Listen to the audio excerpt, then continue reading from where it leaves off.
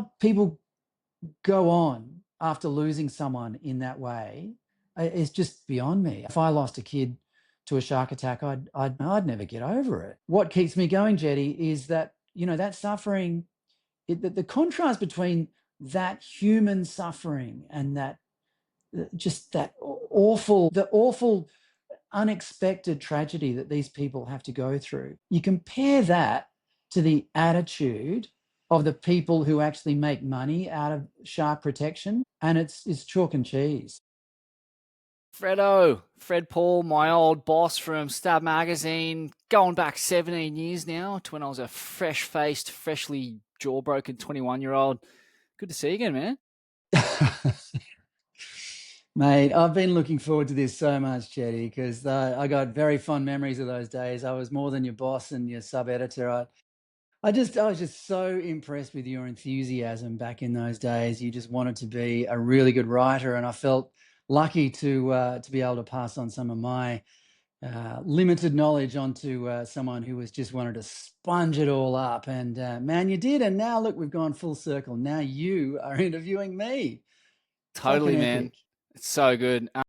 So give us a bit of your bio. I mean, at that point, I think you're already 20 years deep into a journalism career, working predominantly for News Limited.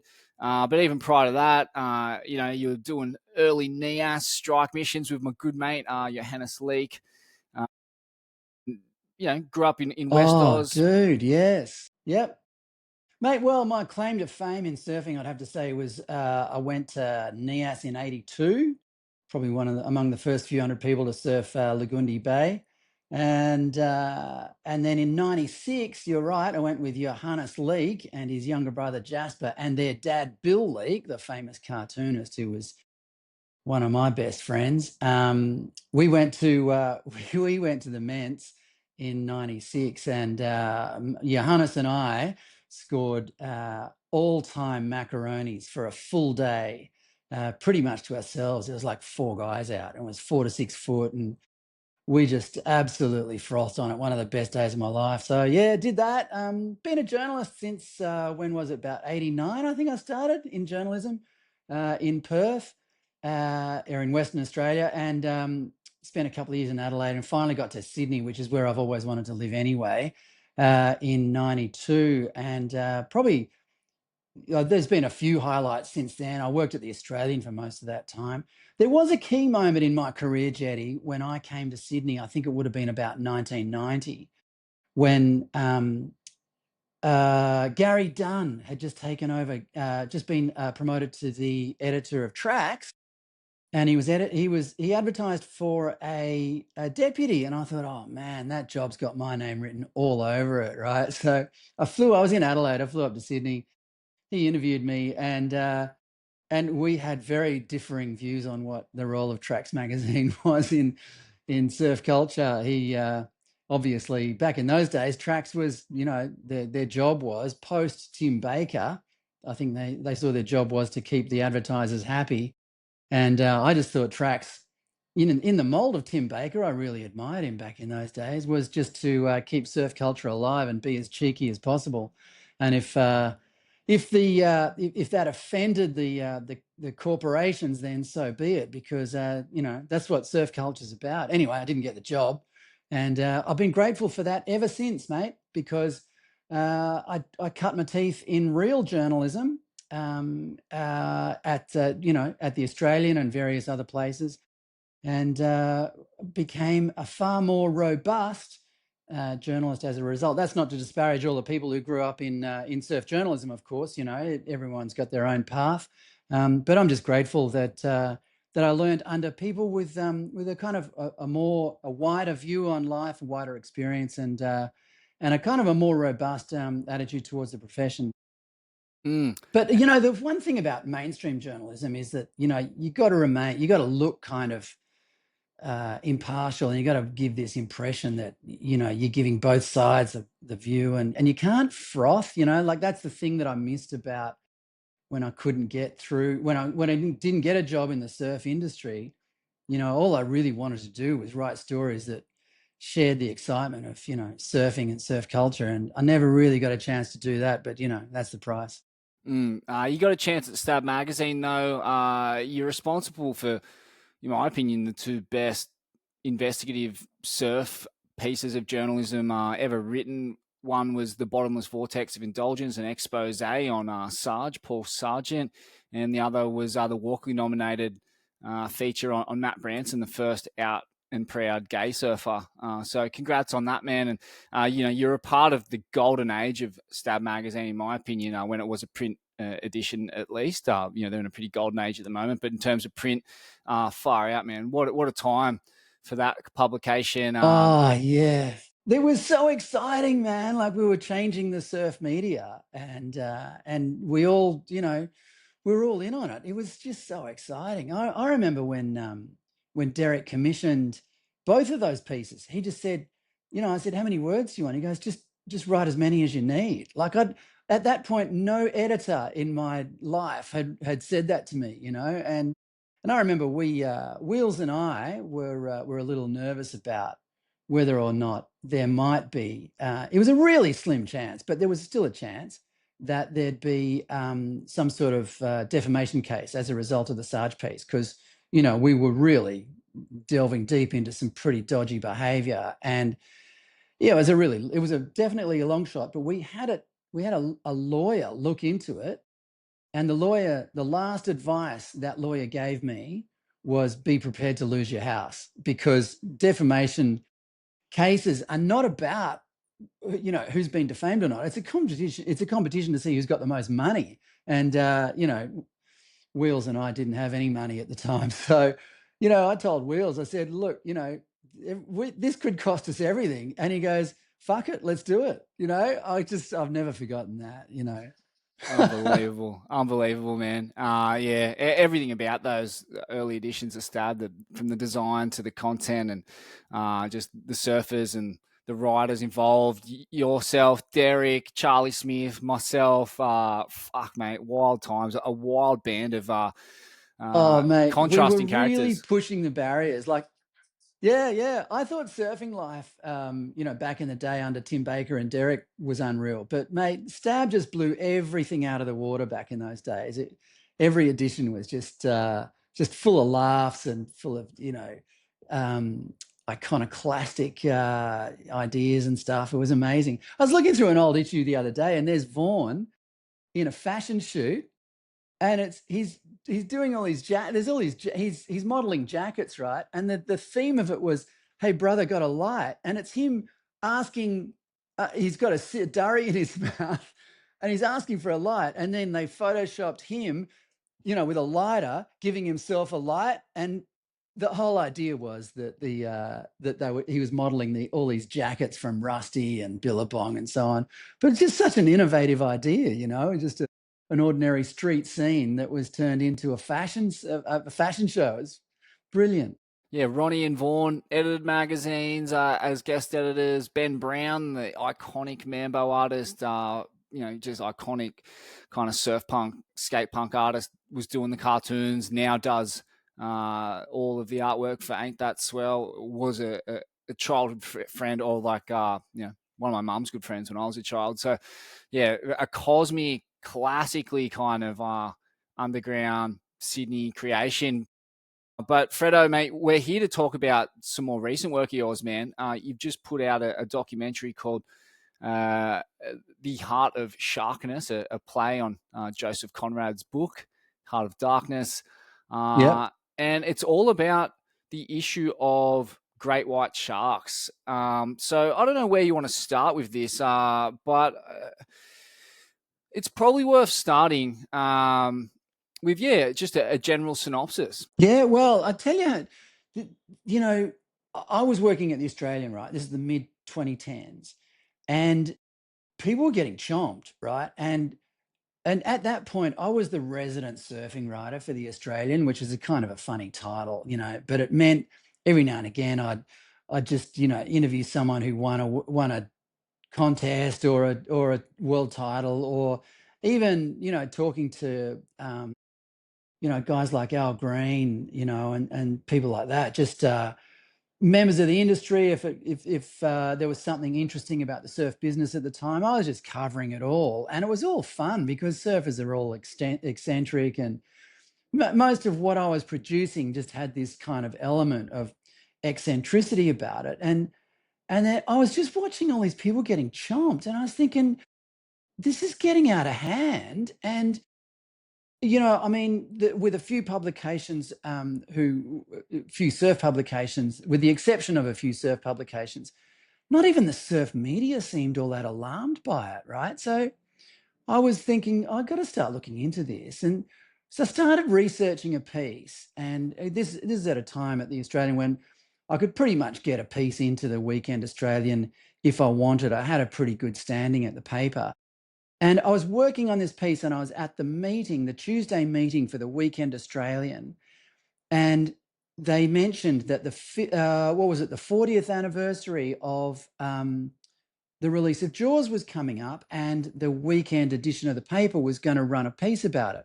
And I said, well, that's interesting. I'm working on a piece about how surfers are getting chomped by great whites, and the editor immediately said, you have to get that done now, put it up straight away, because we'll tie the two pieces in together. I went, all right. I was a bit pissed off that I had to rush it out, but I busted my ass and got it up. Went out on this is July. I can't remember the particular day in July, but it was July 2015, right? Went out on a Saturday. The next night, I'm up late watching Julian and Mick in the final at J Bay, and Mick gets attacked. And I'm like, holy shit, I almost predicted this, like I published this yesterday and, warning that this is great whites are getting out of hand. Suddenly it's front and center in the final of a WSL contest. And everyone frothed about it because it was quite dramatic, right? There was, uh, uh, Joe Turpel said, "Oh, he'll get back on the sled and reset." Everyone thought that was pretty amusing, and Mick said he punched the shark and all this sort of stuff, and it was all kind of amusing because Mick had emerged unscathed, and it was very dramatic, and everyone sort of focused on that, and I was just sitting there going, "No, this is just begun, man." Like I just knew that this was going to get worse, and so I stuck with it. Mate, it's just unbelievable. The toll is just, I just can't believe it. You know, I don't know why I'm the only guy who has focused on this. I mean, someone was telling me yesterday, like there's a lot of issues in modern Australia where a lot of people are battling to be the lead sort of spokesman or protagonist in a particular debate. But when it comes to sharks, I'm pretty much the only guy because I've just become obsessed with them. And I mean, soon afterwards, I met a guy, right? I won't go into much more detail because he's become a bit paranoid and quite private. But he and I'd call him a mate, like, and he got chomped quite a few years ago, and he almost lost his leg, and he's in constant pain. But until then, he's just an ordinary guy, like living in the suburbs, working his own business, raising kids, happily married, and this completely turned his life upside down, right? And then, so I met him, and he helped me with some stories, and because he's quite well connected in this thing, because he's become obsessed with it like I am. Mate, one day I got a call from his wife, and he'd been locked up in a psych ward because it had driven him that mad. Like, I don't want to go into too much more detail because, like I said, he is kind of private. But the toll that sharks are having on Australia is just incredible. And I spent 10 years writing about it, mostly for the Australian, but for all sorts of publications. Anyone will take me. And I was on TV quite a lot. I kind of became that guy. Whenever there was an attack, I'd get a call from a radio station saying, what do we got to do? And I'd go, well, we got to cull the bloody things, And that always made for pretty compelling listening or viewing or reading. And so, I kind of carved out this niche for myself. But earlier this year, I realized, look, I'm getting nowhere here. I was banging my head against the wall. I was just getting so frustrated that I wasn't changing any opinions. And I thought, you know what? Like, I'm at a pretty good stage in my career now. I've got a bit of money in the bank. I'm under no pressure. My kids are grown up. I'm going to do a doco. Like I could have gone to Netflix or Sky News or someone like that and said, or even Channel 9 and said, I've got a lot of expertise in this area. How about you finance me doing a doco? But I just thought right from the start, I'm going to do this independently because I've got enough experience in the media to know that as soon as someone starts pumping money into a project, they want control over it, and I didn't want that to happen. So I just went, fuck it. I spent quite a bit of money flying around the country hiring cameramen, and I've put this doco together, and yeah, I'm pretty pleased with it. But I'm looking forward to chatting with you about what you think, what you think of it, and whether you think it'll have any effect, because it's pretty much my last roll of the dice, to be honest. Oh man, it's an issue that in the surfing underground or the kind of surfing public we talk about non-stop up here where I live near Ballina.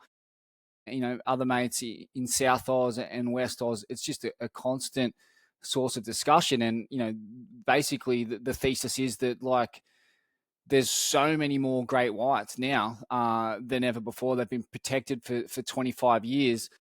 But let's start at the beginning of this story, which I guess is the history of shark mitigation strategies going back to as far back as we can go. Oh, mate, yeah.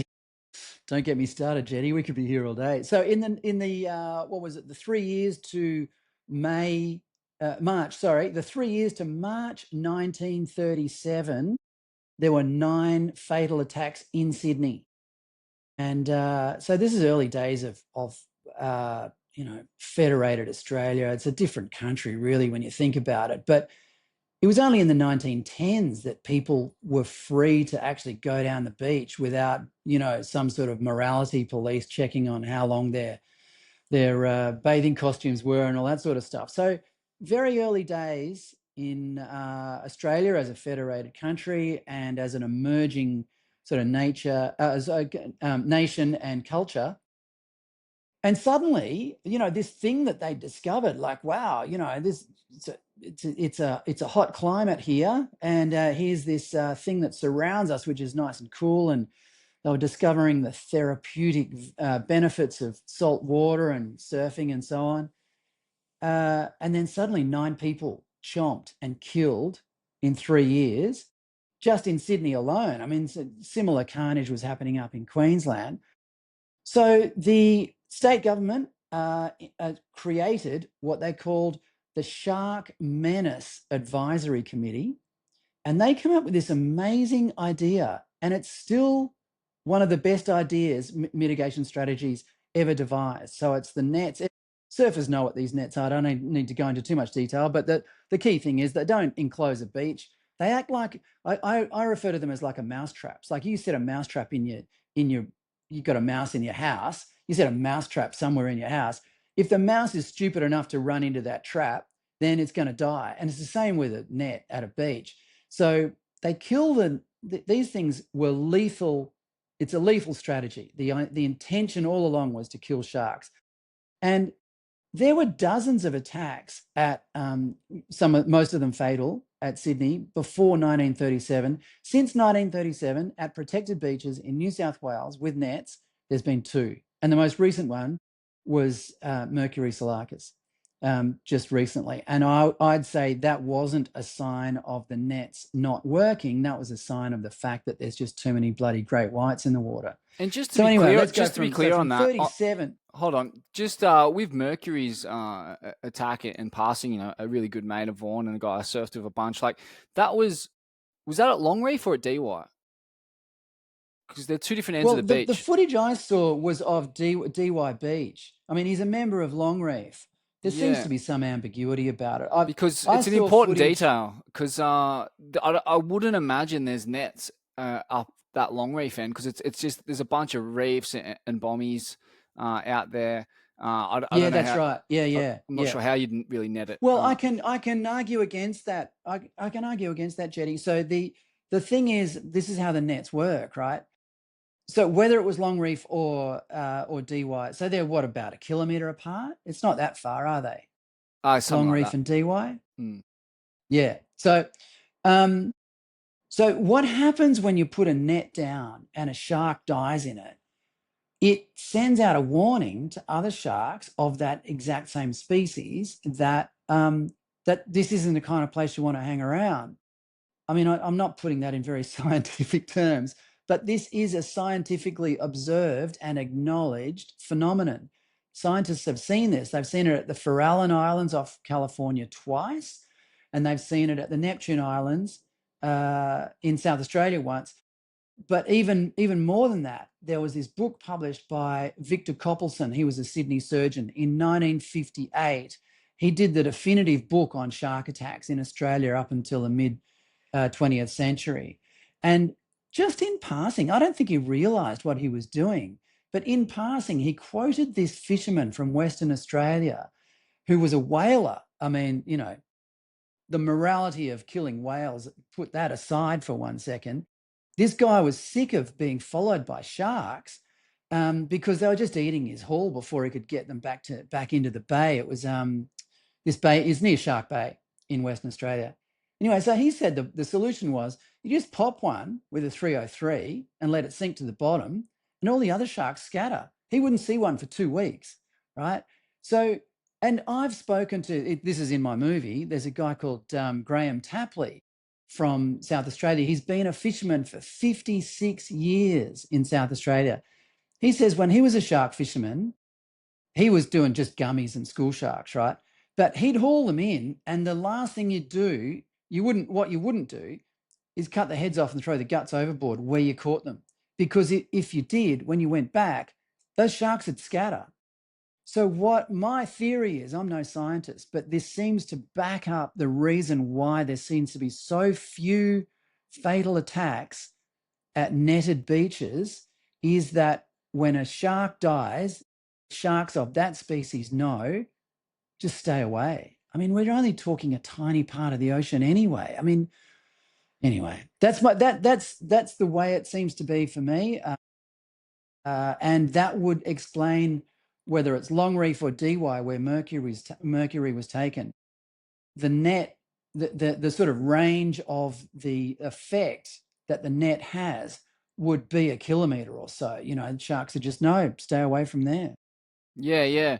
Oh, it's interesting, man. We've kind of skipped ahead a bit, but since we're there, like one of the really fascinating parts of the film was that information about dead sharks being a deterrent for living sharks, and there was evidence as well of some orca attacks on sharks, right? That led to in Yeah, South that's Australia. right. What Yeah. was the story there? Well, they're the two that I was referring to that the scientists have acknowledged. So there was an attack in 2015. Two orcas rounded up a great white at Neptune Islands, right next to one of those shark cage diving boats. And you know, they were on board. They were just about to get in the cage, and they saw these unusual fins. They're going, "What? What's that?" And someone goes, "Oh, they're orcas." And then the next thing you know, there's a great white swims into view, and the orcas just rounded up the great white. One came from above, and one came from below, and they just nailed it. And apparently, I mean, this has been seen in South Africa quite often. Apparently, they just eat the thing's liver and let the rest let the thing sink to the bottom. So the presence of a dead, I mean, those shark cage diving operators were really worried that this had affected their ability to run their businesses. They didn't see another great white for weeks after that, and they were apparently lobbying the state government for permission to start operating elsewhere because they thought the great whites had just scattered. And this is these businesses, they claim an 81% success rate. So 81% of their day trips actually see great whites, 4 out of 5 trips. And for 2-3 weeks afterwards or 4 weeks afterwards, they didn't see one. So this and as luck would have it, on that day there were actually scientists aboard the boat. So you know, wasn't just some amateurs or novices sort of observing something and not really knowing what's going on. These were scientists aboard, and they acknowledged that, you know, that's what happened, and that's the long-term effect or short-term effect of Mm. a great white being killed. Yeah, and that But kind see, of the problem is, go on. I was just going to say that, this. Well, so much of what we know about sharks in the academic sphere, and what's led to them being protected is all anecdotal, right? So, like, there's very little hard data to draw on, which is a really big problem in terms of coming up with effective policy for shark mitigation strategies. But since we're drawing on anecdotal evidence, I'm going to throw my anecdotal evidence in there, which is, up here in Balna, which is a place you visited during filming for this documentary. Like, there was an awful run of shark attacks and fatalities, and they responded to that by putting drum lines in, which you can see every time you go surfing, and you'll see the shark guy. He'll go out, check the drum line. If there's a shark on there, it sends an alert to the tower. He goes out, and Yep. the shark's either dead or it's alive. If it's dead, I'm not sure what they do with it exactly. I guess they might let it drop to the sea floor. If it's alive, they take it out to sea. But we haven't had any fatalities in this region since they put those drum lines in. And I think that goes back to your point of dead sharks or damaged sharks are a warning to other sharks. Absolutely spot on, Jetty. And I can actually, there was a report that was written in 2022 that pretty much confirmed that. There was a study written for the New South Wales government looking specifically at the effectiveness of this smart drumline system, right? So the interactions with sharks at places. Well, let me just go back a little bit, because just readers or listeners who aren't familiar with the system can understand it. So the smart drum lines are set to catch sharks.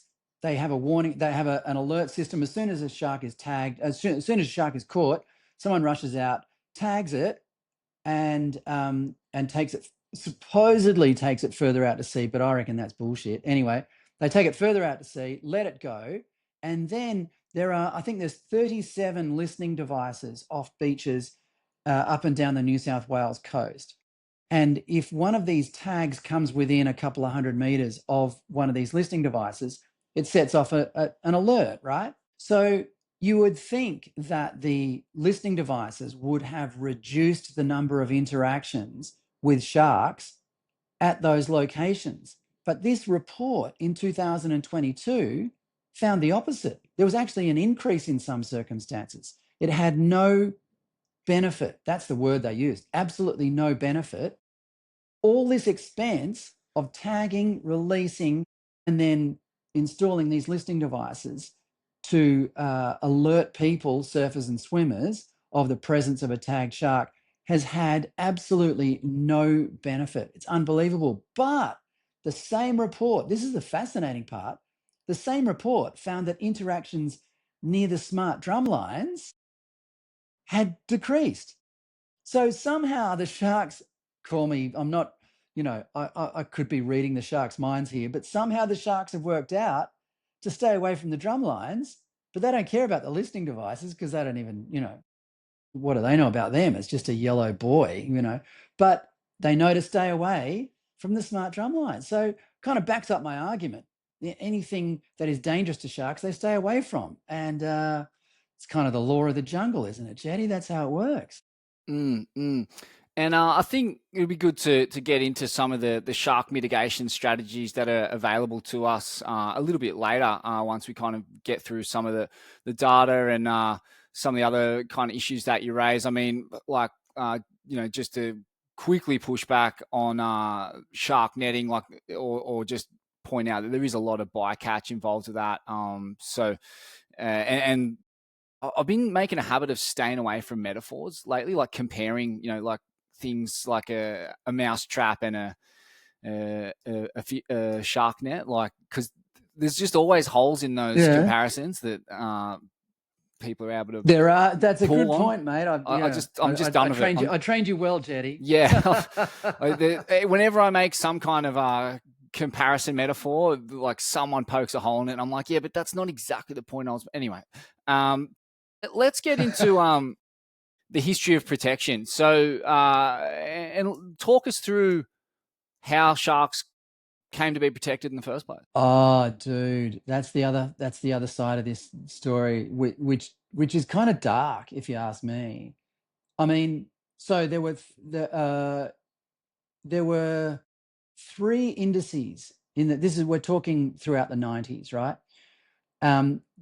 There are three signs that great white shark numbers were decreasing. One was the catch from the nets that we've been talking about. The number of great whites being caught in those nets was decreasing. Now, it was probably decreasing for the reasons we've just discussed. That was just staying away from the nets, right?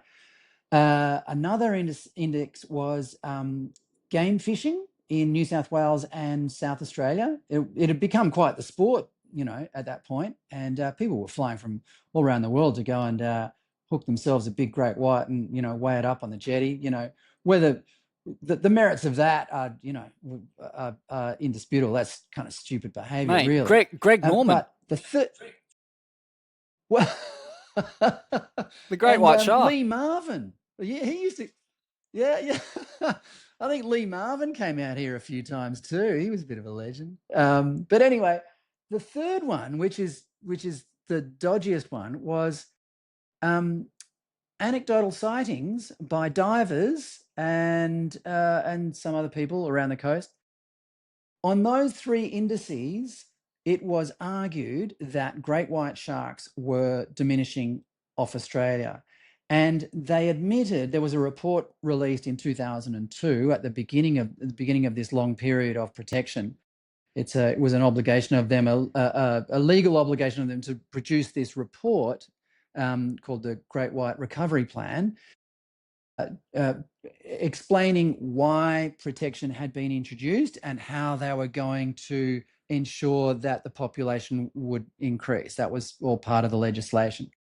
So in 2002, which is 2 years after the protection began, they admitted that the information wasn't very reliable. They admitted it. Like, it's just, I read that like 10 years ago. I was looking at it going, how did this get through? I couldn't believe it. And then, the processes and the sort of departments involved and everything involved in this entire operation is all so behind the scenes and opaque.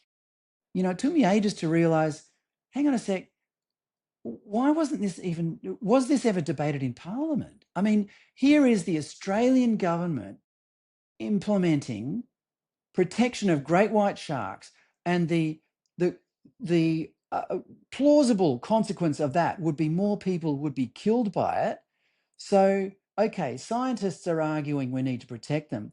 Our elected representatives should be going, okay, well, we'll weigh that up against the human cost, shall we? And we'll debate that in Parliament. No, didn't bloody happen. I contacted Robert Hill, who was the Liberal senator from South Australia, who was the Minister for the Environment at the time.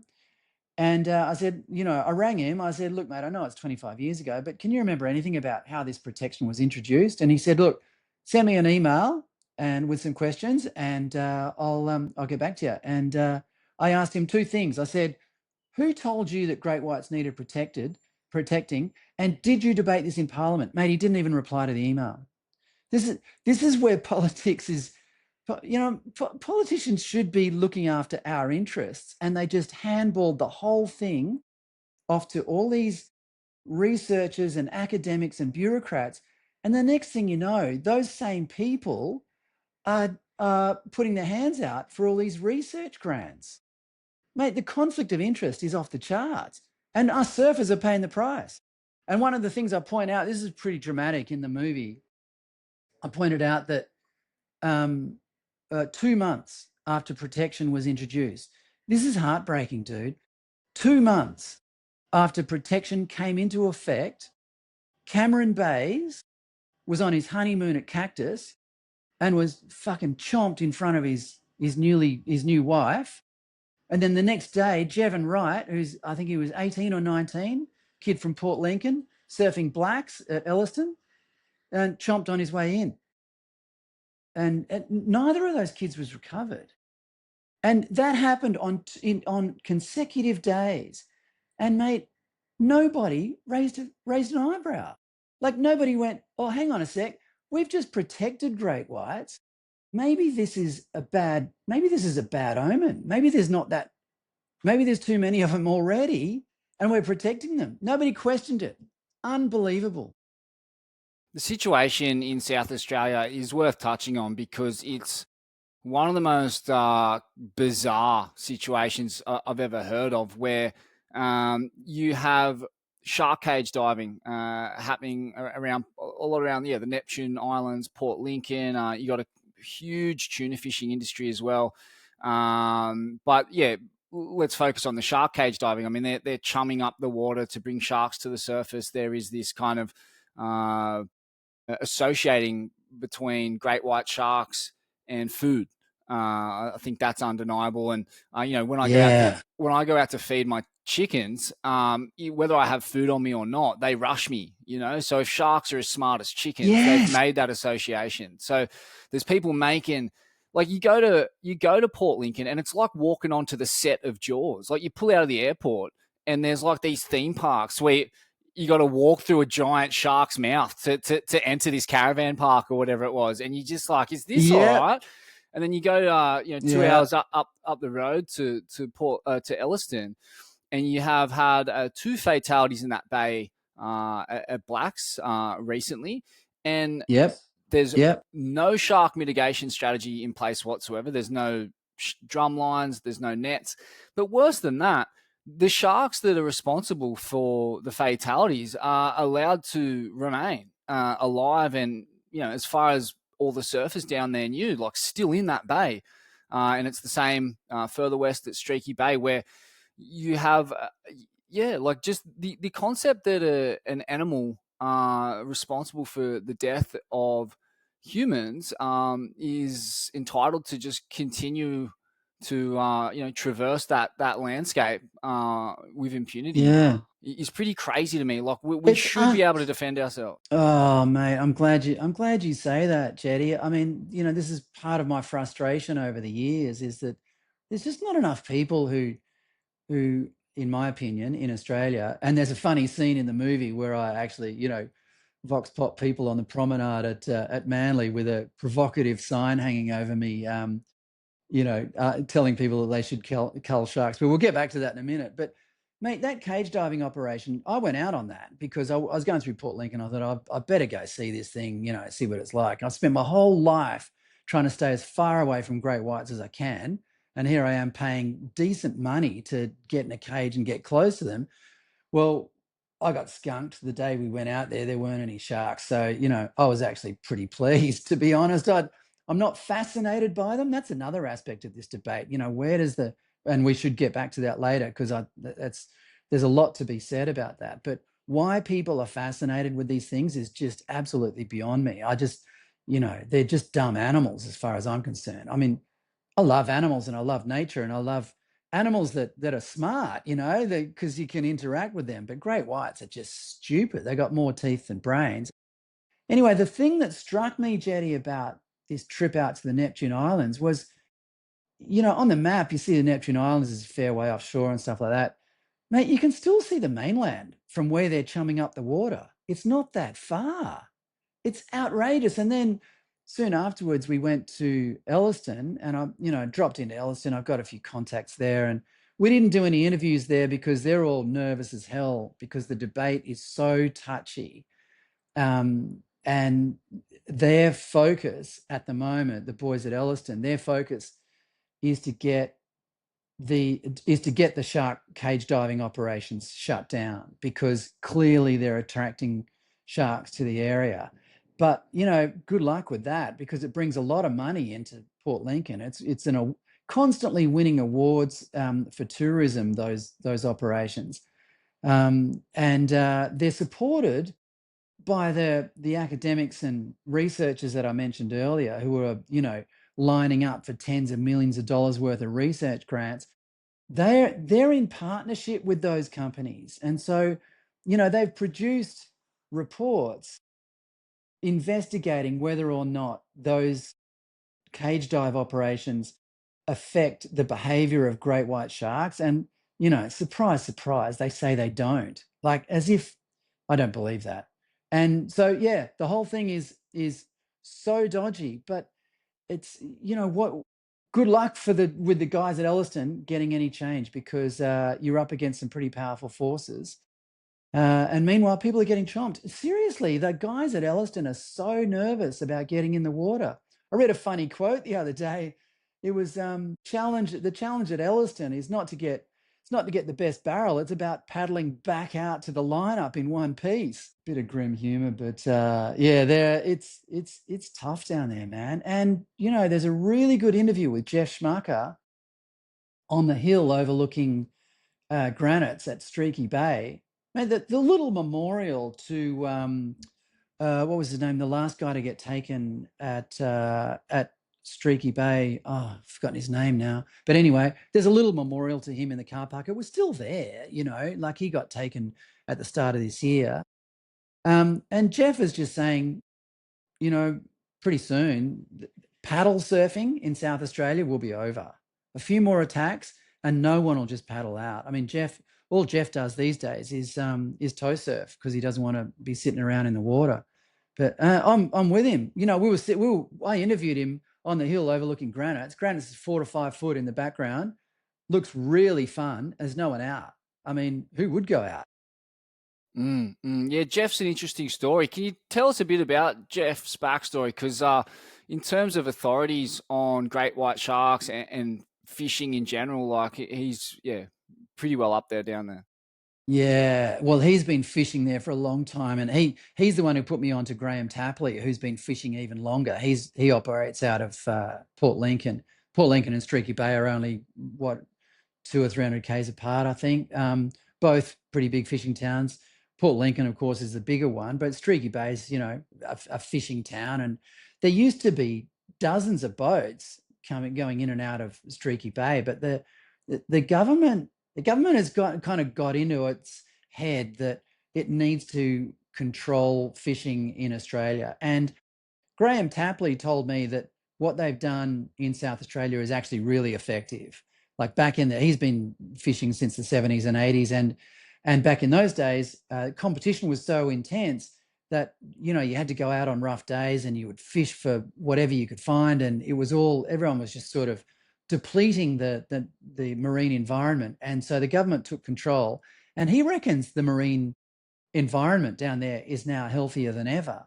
But but he doesn't surf. I mean, Jeff Schmarker's got a slightly different take on it all, and he says that he used to kill somewhere between 20 and 50 great whites a year just as a bycatch on his fishing operations, with gill nets and long lines and that sort of stuff. And all those methods, the methods that were catching great whites as a bycatch, those methods have been banned. The gill nets have been banned, and so on. So he's saying, we used to catch all these great whites. Nobody's been catching them now for 25 years, and now they're everywhere. Unlike Graham Tapley. I mean, Graham Tapley used to love surfing himself as a young bloke, but Jeff still surfs, and so his sort of awareness of the urgency and how dangerous it's become is, a whole lot more acute. And he says surfing could be over in South Australia. And man, you've been down there, Jetty. It is just a glorious coastline. I just love the contrast between the color of the water down there and just how bone dry the land is. And all the reefs down there are, it's all jagged rock, and it's all, it's harsh terrain, and it's challenge it's sick waves, and they get really good swell down there, and it's pretty consistent. Water's really cold. It's just like it's what surfing's meant to be. It's intense, but throw in great whites, and mate, I'm not interested.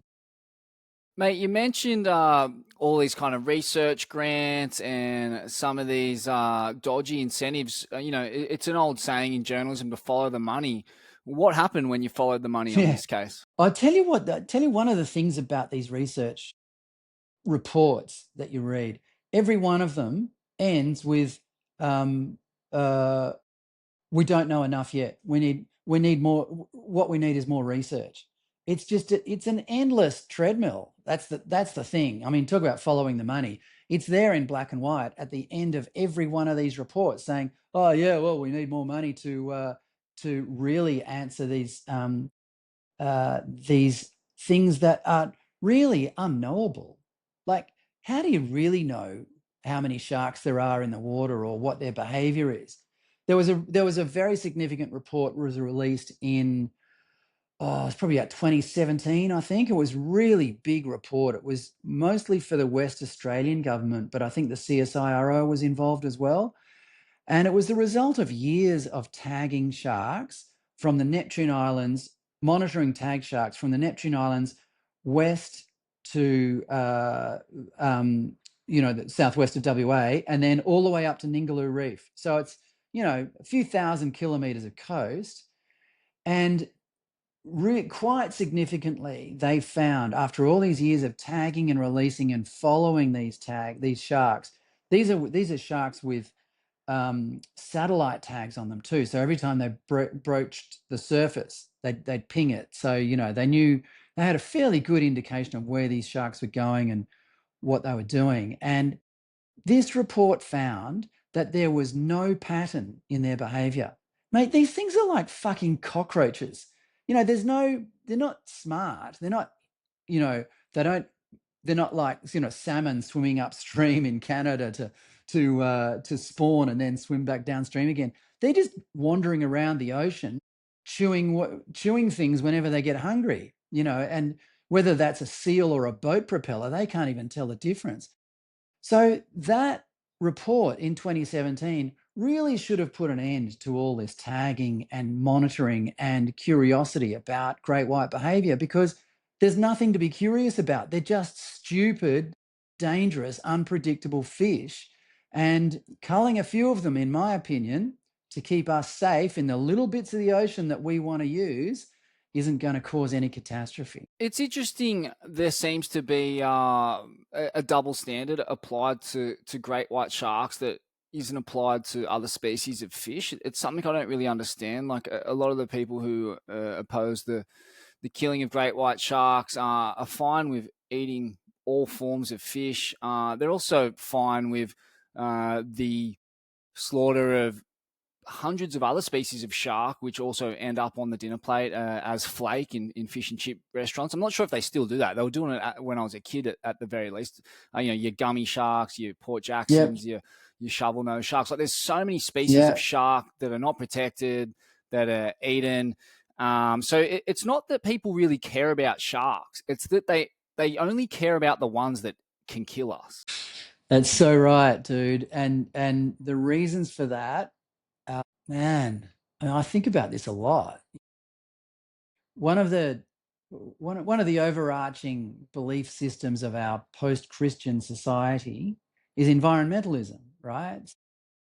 We're not just because we've abandoned organized religion doesn't mean we're not religious. I mean, humanity is essentially has a need for some sort of religion. There's been no human society in all of history that hasn't worshipped some sort of god or other. And as a community, Australia has, for better or worse, abandoned its organized Christian heritage. And what's filled that gap? In my opinion, Jetty, it's worship of the environment. Now, that could be a good thing, or it could be a good thing. We're looking after the planet. This is the only life we have, and this is the only planet we've got. So it makes sense to look after it, right? But if that context, if the context of that is that it has a religious importance to you, then you're going to need something that symbolizes that religion. And and all the symbols of religion in history have symbolized power in some way or another. I'm getting a bit deep here. I'm probably boring your listeners to death, but the point is that people don't want to kill sharks because they're almost like a religious totem to them. They're happy to chow down on, sardines and salmon and tuna and whatever, And but shark. don't touch the great whites. And yeah, and gummy sharks, because they're pretty harmless. But mate, like in my time looking into this, I often encounter people referring to great whites as majestic. Now, majestic it's a semi-religious word, and they're often described as graceful and awesome and beautiful and intelligent and all sorts of things that they're actually clearly not. But I think that fits within my argument that great whites have somehow acquired this kind of religious reverence that salmon and tuna will never have because they just don't symbolize the power of nature. Does that make Yeah, sense to you? for sure. I mean, my take on it is very similar in that, and it's a bit tinfoil hat wearing, but I see sharks, this whole shark issue, as almost like some kind of like woke psyop that has been handed to the left along with the rest of the psyops like identity politics and whatnot. Basically, to keep us kicking some political football around. Like, there's just no logic to it. If there was logic to it, then they'd stop fishing, like stop allowing the depletion of pelagic fish stocks further out at sea, and there'd be people Yeah,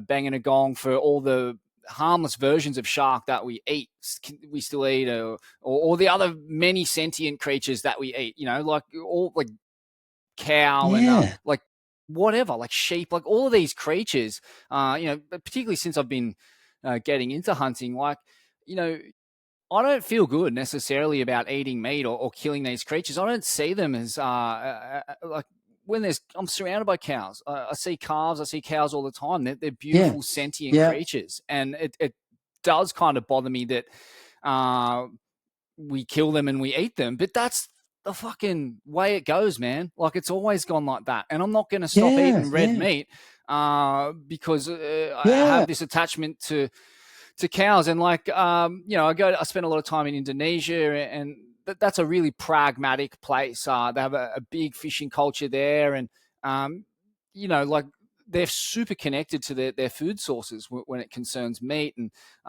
if there's a big tiger shark spotted near fishing boats, that shark will be caught and at the fish markets pretty quick, because it's just a huge source of meat and protein for hungry villagers. And that's an intact indigenous have you culture. tasted tiger shark? No. Have you tasted tiger shark? Oh, I'm interested to know what it's like. I mean, I have it on good authority that great whites, when they're young, taste like swordfish.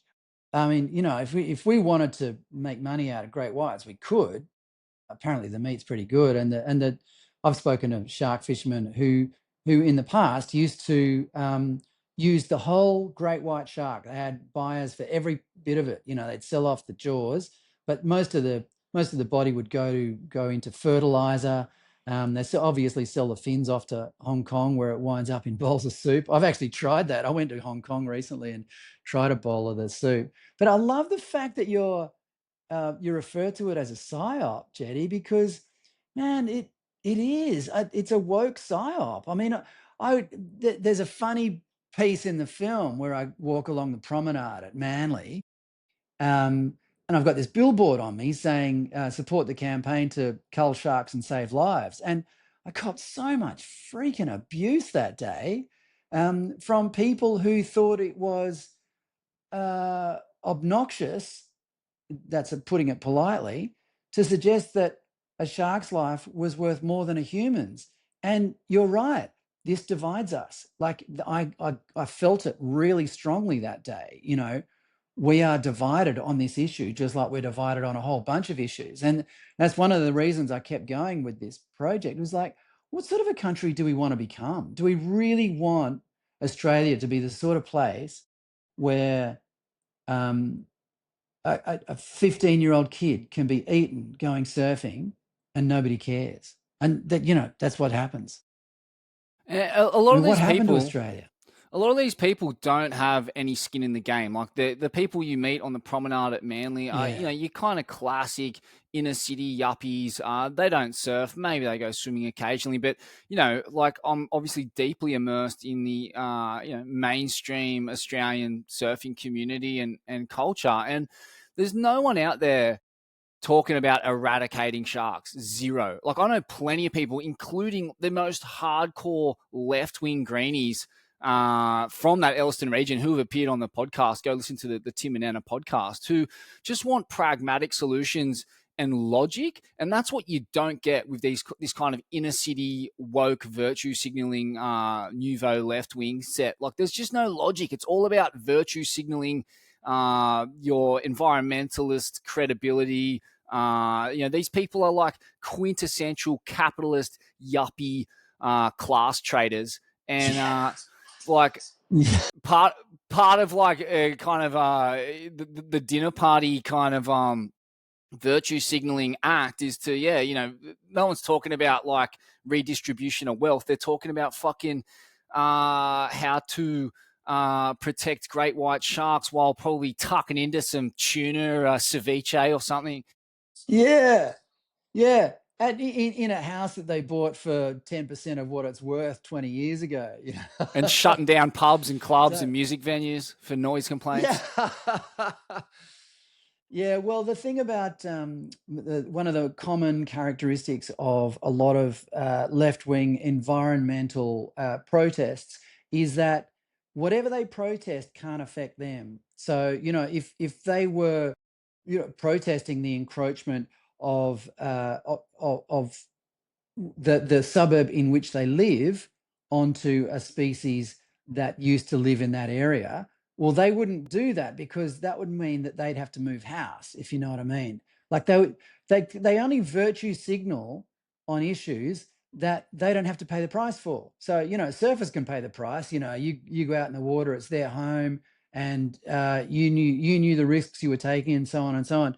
They know they're never going to take those risks. If there were snakes living in their house, they would be the first to get rid of them. I mean, it's that's just how greenies are. They only whinge about things that don't affect them. And speaking of, putting a human face to all this and those that are affected, that's something you do. You come up here to Alstonville and you talk to the family of a young boy who was killed Peter Edmonds. surfing Yeah, down Peter there, Edmonds. Yeah. down there at Lennox. And then you also have this startling infographic that, man, of all the things in this film, this rammed home the human cost of all this.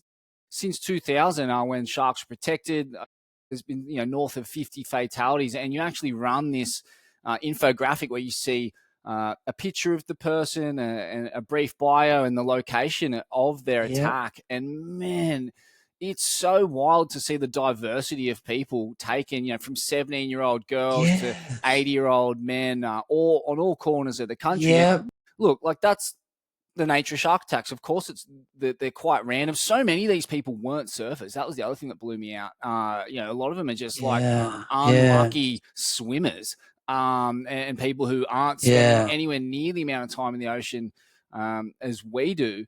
And maybe that talks to kind of the level of awareness surfers have a lot of the time around this issue. Like we're fucking eyes wide open every time we go surfing, and paying attention to everything, every detail, trying to read the room and see if we're a chance of getting hit. But what did meeting the families of people who'd lost loved ones to shark attacks, what sort of effect did that have on you and this debate? Yeah, that's a really good question.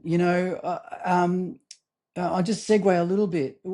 In the movie, I do a stand up at Maroubra, and it's a sunny Saturday, just a few months ago, and it was just one of those classic Saturdays. There was this little 3-foot swell, just a beautiful sunny day, virtually no wind, And I stood in front of this, in front of the surf club at Maroubra, and set up the camera and had an auto cue and stuff like that. And behind, over my shoulder, this sick little peak was breaking, and there's all these guys surfing it, and it was just a great backdrop for this piece that I delivered. Anyway, finished delivering it, switched off the camera, and the cameraman looked at his phone. He said, "Mate, there's just been a fatal attack at Longreef." That was the moment that Mercury was taken, right? And when I was editing the movie, every time I edited that piece, it spooked me out. I was like, I am at Maroubra talking about how dangerous it is in the water, and at that very moment, 20 k's away, Mercury was fighting for his life. It's freaky. Anyway, I mentioned that anecdote to Wheels when I saw him out at Stab High on the weekend, and Wheels, being the brilliant sort of broadcaster and publisher that he is, he said, "Oh, did the cameraman get your response when you got the message?" And I went, "No, he didn't," because we turned the camera off at that point. But I can't fake. I mean, I can't say that I'm emotionally invested in these fatalities. All I can do is imagine what it's like for the loved ones, right? And I'm lucky I've come up close and actually encountered what it's like. I mean, I've met the parents of a kid who was taken, and many years ago, and they are still suffering, mainly because, and I kind of surmised this from the way they still mourned it, is it's mainly because they never held a funeral and they can't visit his grave. These people are just, they're just trapped. It's like it happened yesterday. Every day they wake up. I mean, and I've met them. They didn't want to be part of the documentary because that's another aspect of this. These people have been screwed over by the media on many occasions. The mainstream media doesn't handle these situations very well at all. Most of them, some of them do, but most of them just sort of breeze in. Get the relatives to start crying, and then they pack up and go. And so a lot of them have been burnt by the media, and this couple had, and they welcomed me into their house, and we had a long chat and stuff like that, but they wouldn't go on camera. So that's a long way of saying it's really difficult to get people who have been affected by shark attacks to talk on camera, and it took me a while, and finally I got Kylie Edmonds. She's since moved to Brisbane. We had to go up to Brisbane to interview her. She's from Ballina. Her younger brother, Peter, 16, a student at Alstonville High School. There was a teacher's strike on, and he went down to Northwall, went surfing with a mate. Sounds like it was a pretty shitty day. They were the only two in the water. His mate went in for a little while. I think it had started raining or something, and he wanted to rearrange the towels. He was sitting in the water by himself, got chomped by a bull shark a couple of times, made it to shore, and just died on the sand. That was 17 years ago. And yeah, it's touching, dude. It really is. I'm a father. How people go on after losing someone in that way is just beyond me. I mean, if I lost a kid to a shark attack, I'd never get over it. And Peter Edmonds' dad nearly didn't get over it. He became an alcoholic, and he was contemplating suicide.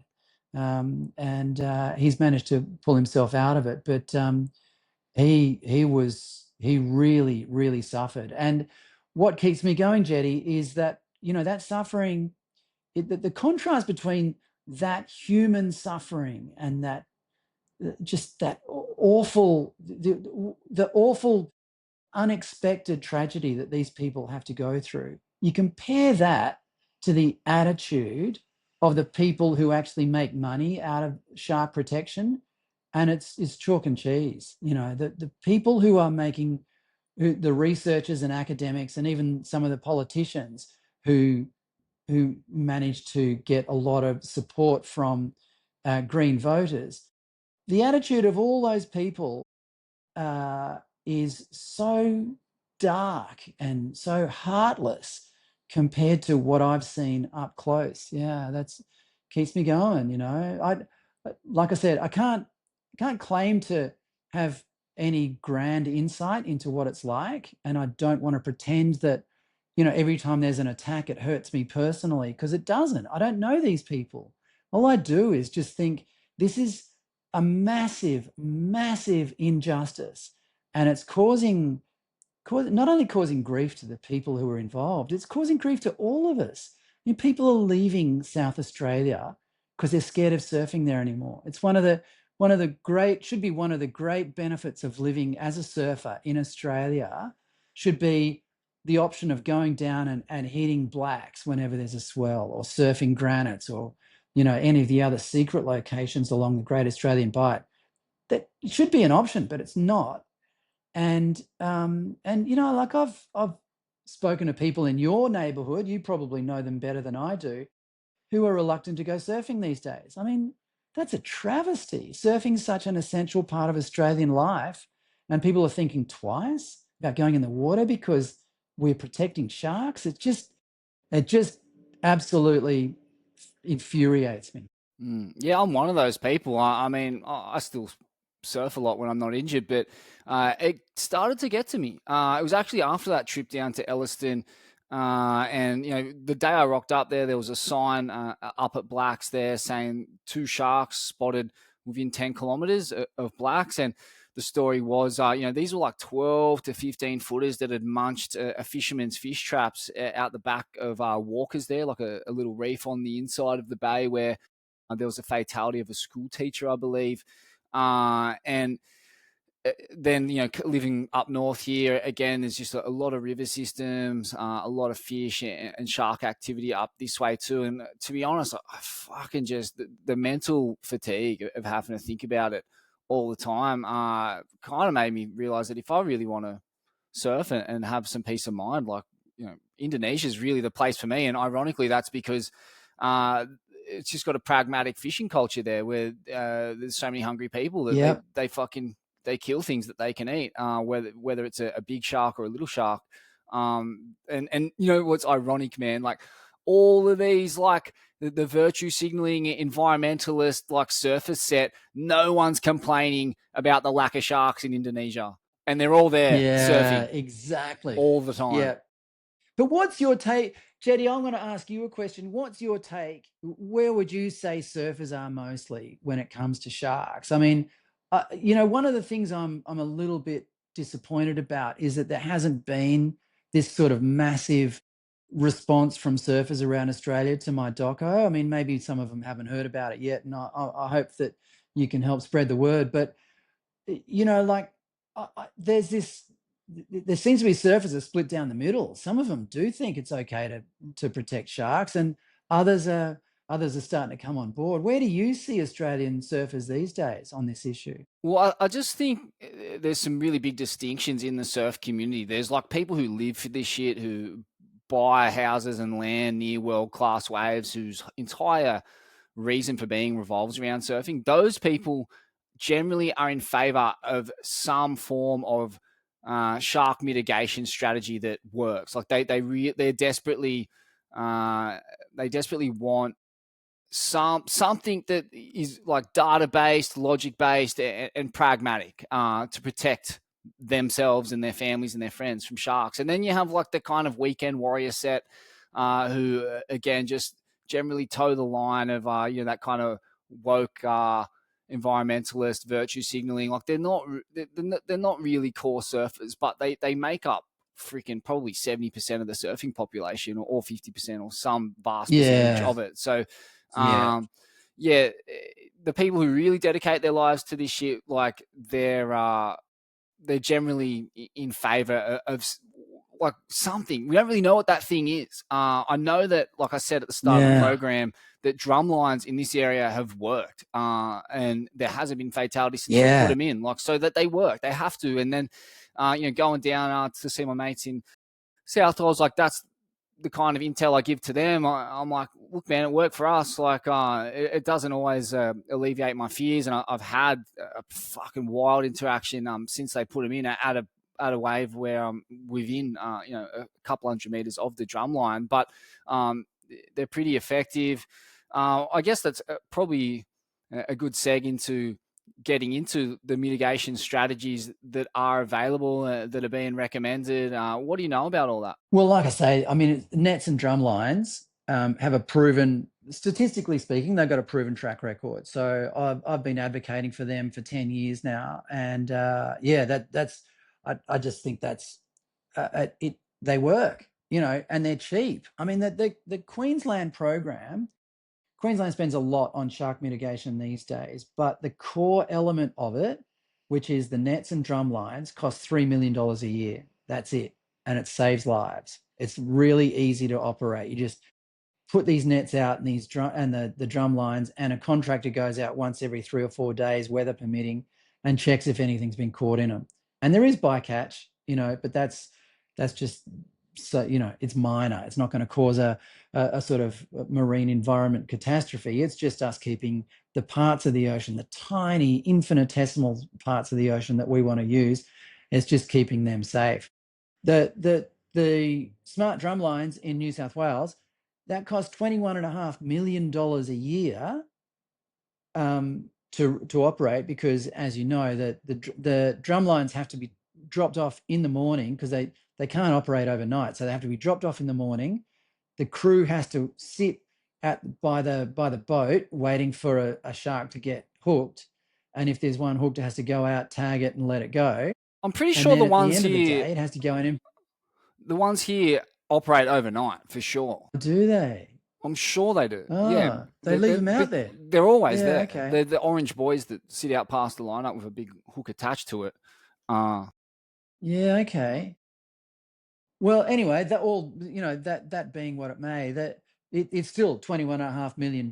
So it's 7 times the cost of the Queensland program, and it's not nearly as effective, because people are being killed near the listing stations, which is meant to be part of that program. The key thing about the New South Wales program is that it's a warning system. It just warns you that a tagged shark has come near the beach where you're at, but nobody knows what percentage of total number of sharks have been tagged.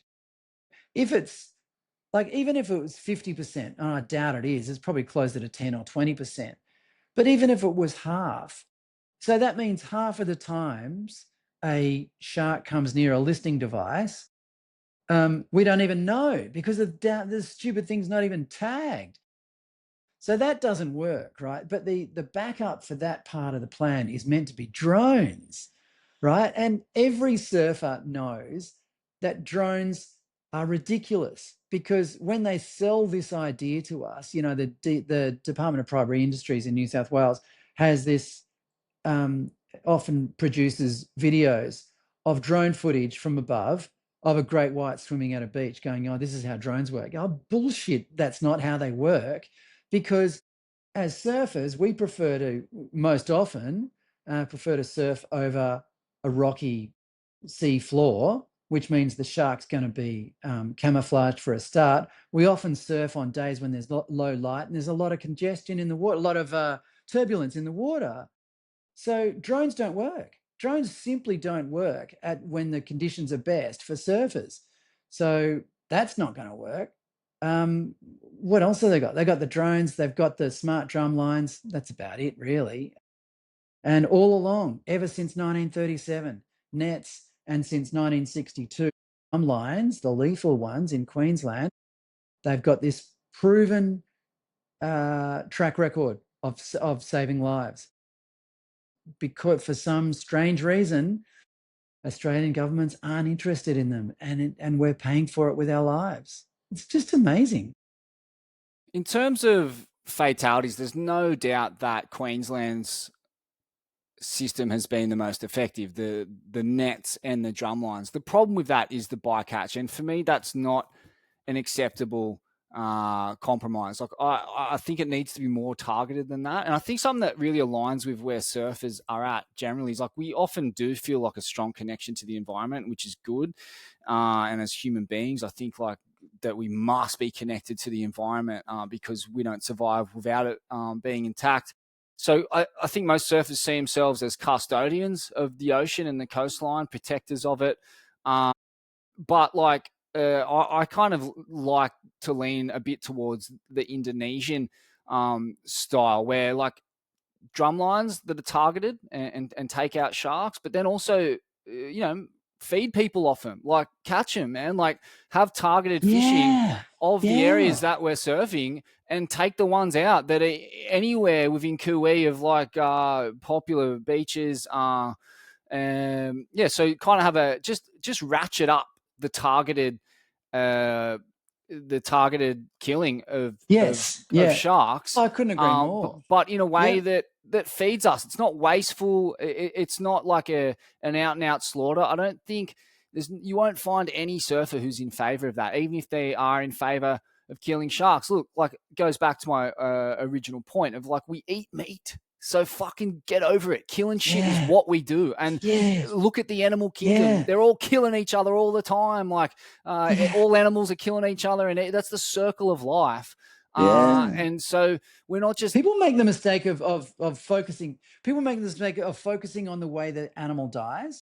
So people object to eating meat because we have to kill a cow for it, but they forget that we actually spend, I don't know how long cows live for, 10 years or whatever. These animals have wonderful lives. I mean, just every animal's going to die eventually, and if it dies in a net, then so be it. It's had a pretty good life until then. You don't just focus on the way it dies. Why don't just look at the way it lives? They live a good life. So one day they get caught up in a net. They're not. I mean, you said they were sentient beings. I mean, they don't have a consciousness. They don't have free will. They don't understand morality. I mean, I met all these people down at Manly saying the water is the shark's home. Sharks don't know it's their home. They have no concept of home. They just well, swim around eating shit. no one can possibly say for sure whether animals are sentient or conscious or whatever. This is like one of the great mysteries of life. So, I mean, it's not even worth getting into. I don't think these are kind of philosophical discussions. Like the fact that people get bogged down in that shit baffles me. It's like it's not even about that. It's about Yeah. pragmatic solutions, self defense, eating fish. Yep. Uh, like let's just kind of keep it in the real world of what we know and don't know. But like Yeah. it's a no brainer to me. Like this is humans have the right. Like I think about like Indigenous Australians or Indigenous Indonesians. Like if they're out there fishing in their dugout, or if they're out there fishing in their new school dugouts. Like if a shark comes up and starts bothering the boat, and they have the opportunity to put a spear through its head, or if they're bothering, one of their like popular fishing and swimming areas, you don't think they're going to kill that thing? Of course they're going to kill it. They're not going to just hang out and get Yeah. eaten by it. Yeah. They're going to kill it and they're going to eat it. Yeah. And And that's they'll what we should use do. Yeah, and they'll use whatever they can from it. I mean, and that's what, I met this guy called David Woods up in Ballina. He's a classic salty old sea dog, who was the sort of main shark fisherman in Ballina until 2015. Coincidentally, when he was forced out of business by the state government, that's when the attacks started. So, and he was catching a lot of big sharks off Ballina. But I spoke to him. He used every bit of the shark, every bit of it. Like, he wasn't, catching them and then, just throwing some bits. I mean, obviously didn't use the guts, but the flesh and the flesh was being used for fertilizer, I think it was, and he sent the skin off to someone in Tasmania. And this Chinese guy used to go up and down the coast, visiting fishing towns, and buying up shark fins, and he'd just dry them and send them off to Hong Kong. So, it's natural for us to want to use everything of the fish that we kill. That's another aspect of this that's been a little bit distorted by the environmentalists. There was footage years ago of sharks having their fins cut off and then just sinking to the bottom as a waste. And perhaps that happened, perhaps it didn't. I doubt it happened much in Australia. It's the sort of thing that the Chinese, who are a bit more brutal about these sort of things, maybe they did it. Maybe Chinese fishermen did it, and maybe they did it at scale. Who knows? But the fishing of sharks was tarred with the brush of people who were just finning them and throwing the rest back in the water. And that's one of the reasons why the government was able to, or the environmental departments were able to introduce protection, because the fishing of sharks had been vilified as this industry that just goes out there, chops fins off, and throws the rest back as a complete waste. I don't think that was the case. I doubt, Australian fishermen were that sort of cowboy about it. If you go out there and you're putting all this effort into catching something, you're going to get as much money for it as you can. So, even if it's chopping the jaws off and making money out of the jaws, what's wrong with that? It's a reward for effort. And if you're not destroying the environment, and I don't think they were, then what's the harm? The point about shark finning is a good one. Like that is awful, and that is, I think, a large part behind why there are so few sharks in Indo. I mean, maybe I don't really know. Actually, I shouldn't say that, but that's what is said to be behind the lack of sharks. There is a lot of illegal Chinese fishing operations finning sharks, but like regardless of that, it didn't stop us eating millions more tons of shark. It was that's what fish and Yeah. chips is. Like it's flake and fucking Yeah. and chips. Flake is good fish. Yeah, man. And Flake so is like great fish. obviously if you're eating there's a point to be made about these megalodon fish like great whites and the big version of sharks and even swordfish and marlin, like yes, they are full of mercury, so you can't, and even the big dog teeth tuna are like that. Like they do have a high mercury content, but that just means you can't eat too much of it. And then your little fish, your sardines, or your classical anchovies, all that kind of Mediterranean style fish. Yeah, like they have shorter lifespans, I guess, or for whatever reason can't store the amount of mercury that the big fish can, so you can eat more of them or whatever. But like, let's not get it twisted that like you can't eat these things. Like for sure you can. And they should be, man. I mean, it's just another source of food. Like that's the way I look at it. And like the thing about the shark finning, like, is that by protecting great white sharks, how does that protect the overall population of sharks? Because they're still being fished at massive scale to feed that's right people. So that's so weird. That's what is so. It's like seems to me that there's a deliberate conflation between those two issues, where great white sharks have been protected, but the sharks that we're actually worried about their decreasing population numbers and finning and all that, like they're still not protected. It's only the ones that can kill us that are protected. Yeah. I mean, do we still eat flake in fish and chip shops? I was under the impression that we did, but I haven't Googled that recently. I grew up eating it. I know that much. Well, the state governments have shut down most of the shark fisheries in Australia, and I don't know why. Because flake is, that gives sort of people on a budget, families and working class people, flake gives them access to good fish. You go to a fish store these days, you're not going to get much decent, caught in Australia for less than $30 a kilo. It's all very expensive stuff. 100%, Whereas man. flake was like, yeah. So we still eat flake. According to ChatGPT, yes, shark is still eaten in fish and chip shops in Australia, often labelled as flake. But there are significant concerns about mislabeling and the potential for endangered species to be sold. While flake should refer to sustainable gummy and rig sharks, studies have shown that a large percentage of products labelled flake are actually mislabeled and can contain threatened or endangered species. Many shops offer sustainable alternatives, and consumers can help by asking for information about the fish they are ordering. Mate, I worry about ChatGPT and Grok sometimes. I heard this piece, I heard someone talking about it the other day. But those AI sites draw a lot off Wikipedia, and Wikipedia has been the Clintons took over Wikipedia a few years ago, and there's all this left-leaning propaganda in Wikipedia, and it distorts the things like ChatGPT find. So, I mean, who on earth is worried about accidentally buying some Great White because they ordered flake at a fish and chip shop? Mate, it's just not freaking happening. That's not happening. It's not. Nobody is going to get sold a piece of endangered species in a fish and chip shop. It's not, it's such rubbish. So, you got to take Chat GPT with a grain of salt, and a side order of tartare, if you ask me. But um, but the state fisheries, the state governments have shut down a lot of the shark fisheries around Australia. God knows why, because there's a lot of edible sharks to be had, and that would be a welcome addition to the sort of fish you can buy in fish and chip shops and fish shops around Australia.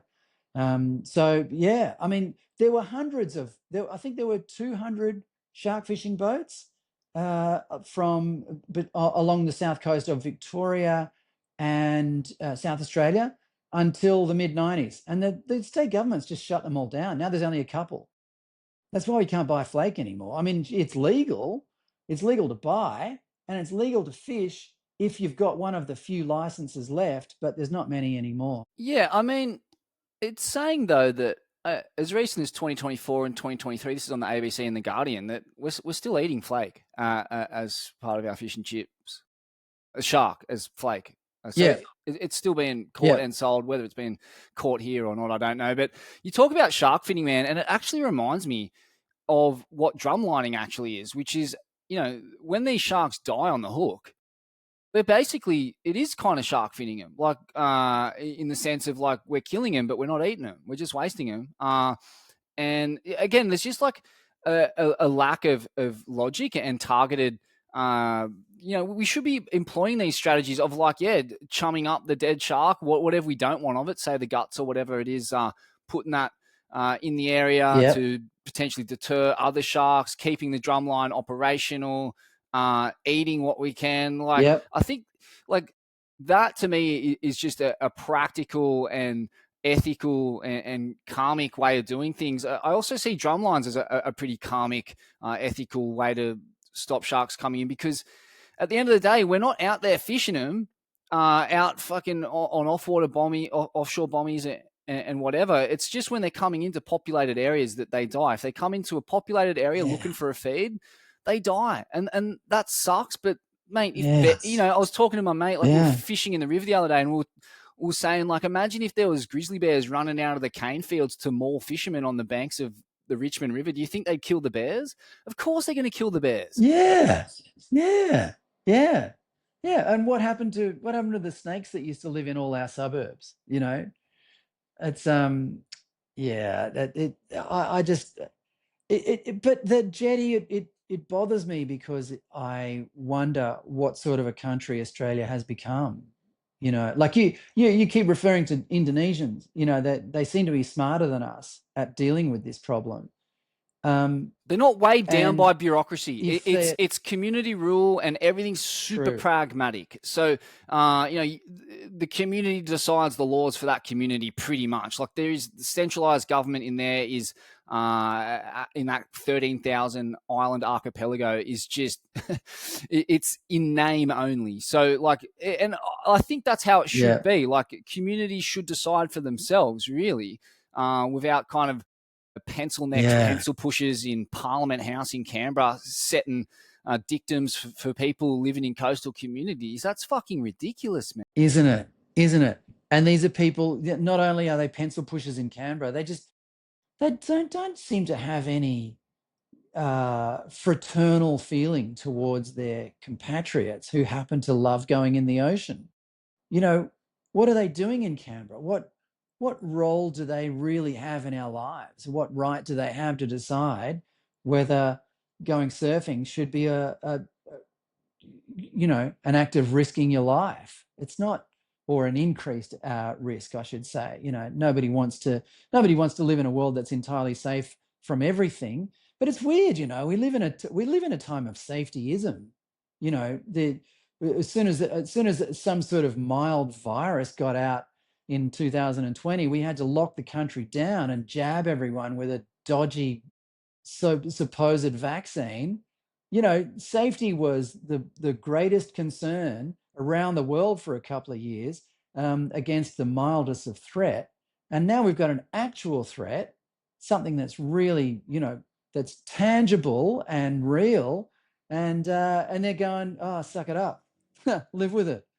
I just don't get it, man. I really don't. You made a really good point at the top of the program about a guy who'd been attacked, survived, and suffered chronic pain that drove him mad. And like chronic pain, dude, is no joke. Like I think we often, as human Mm, beings, forget to give thanks for not being in chronic pain. Like there's so many different ways you can end up in that predicament, and having a life ruled by nerve pain and just like it'll drive you fucking insane. And that's the reality of a lot of shark attack victims. Like is that you lose a limb, yep. you get like nerve damage, like there's many different ways in which something as psycho as that can impinge on your life. And so it's not just about fatalities. Yep. Like those people who've suffered shark attacks often, lose so much of their quality of life, whether it be through physical Yeah. Yeah. circumstances or mental ones, just the PTSD from it. And that's not to say like there Yeah. isn't incredible examples of resilience in that community of shark attack survivors. There are people, many of them, who've overcome that and continue to live happy, healthy, Oh, mate, I've got to surfing mention, lives. yeah, I've got to mention Sean Pollard. I've got to mention Sean Pollard, and there's many of them, but Sean Pollard's a really good example. He's the guy who got attacked down at Esperance. When was it? Probably 2016 or so, and he lost, what was it? I think one hand and some of another of the other arm or something like that. He now snowboards for Australia at the Paralympics, and he got married, he's got kids, like he's just cruised on with life despite what's happened and hasn't dwelled on it. So yeah, there are some really wonderful stories, and they do deserve mentioning. How would you and I cope, dude? I really don't know. You know what I mean? Like we all think as surfers too. What would I do if the guy sitting 5 meters away from me suddenly got attacked? Would I bolt for the beach, or would I go over and help him? Like we don't know. I mean, I tell you, who does know is Dan Weber, who you probably know. He's from Ballina, one of the Weber brothers. Well, he's from He Bondi saw originally, but a yeah. guy got attacked at Northwall.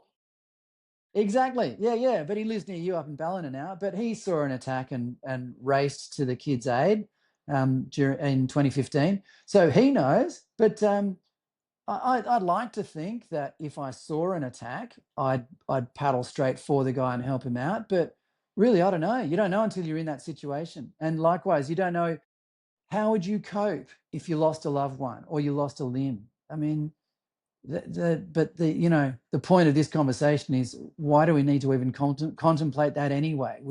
This problem shouldn't exist. How do you think we solve this, Jetty? Like, I mean, I've done this doco because I really want it to finally have some influence on opinions in Australia and political action. But what's the solution in your opinion? Do you think there is one? I think people need to really think about the consequences of getting attacked by a shark. Like how, like yeah, like dying a graphic, traumatic death is one thing. Living the rest of your life with chronic pain is another. Like having a real Mm, conversation about the consequences. I think like we romanticize like this way of dying, being eaten by a shark, as being like oh well, it's just part of the risk. Like in reality, I don't think that's a risk anyone wants to run. I don't think that this is an experience that anyone wants, mm, is being eaten alive. yeah, Like, and yeah. and I think like a lot of the conversations, and depictions of shark attacks are often censored and lack like a really gruesome, like Oh truth yeah. truth based look at what it's like. And I get Yeah. why that is. We don't want to, traumatize people, but we need to have like a really honest discussion about what it's like. This is like, like when I'm down in South, I was like, several of my friends were witness to those attacks.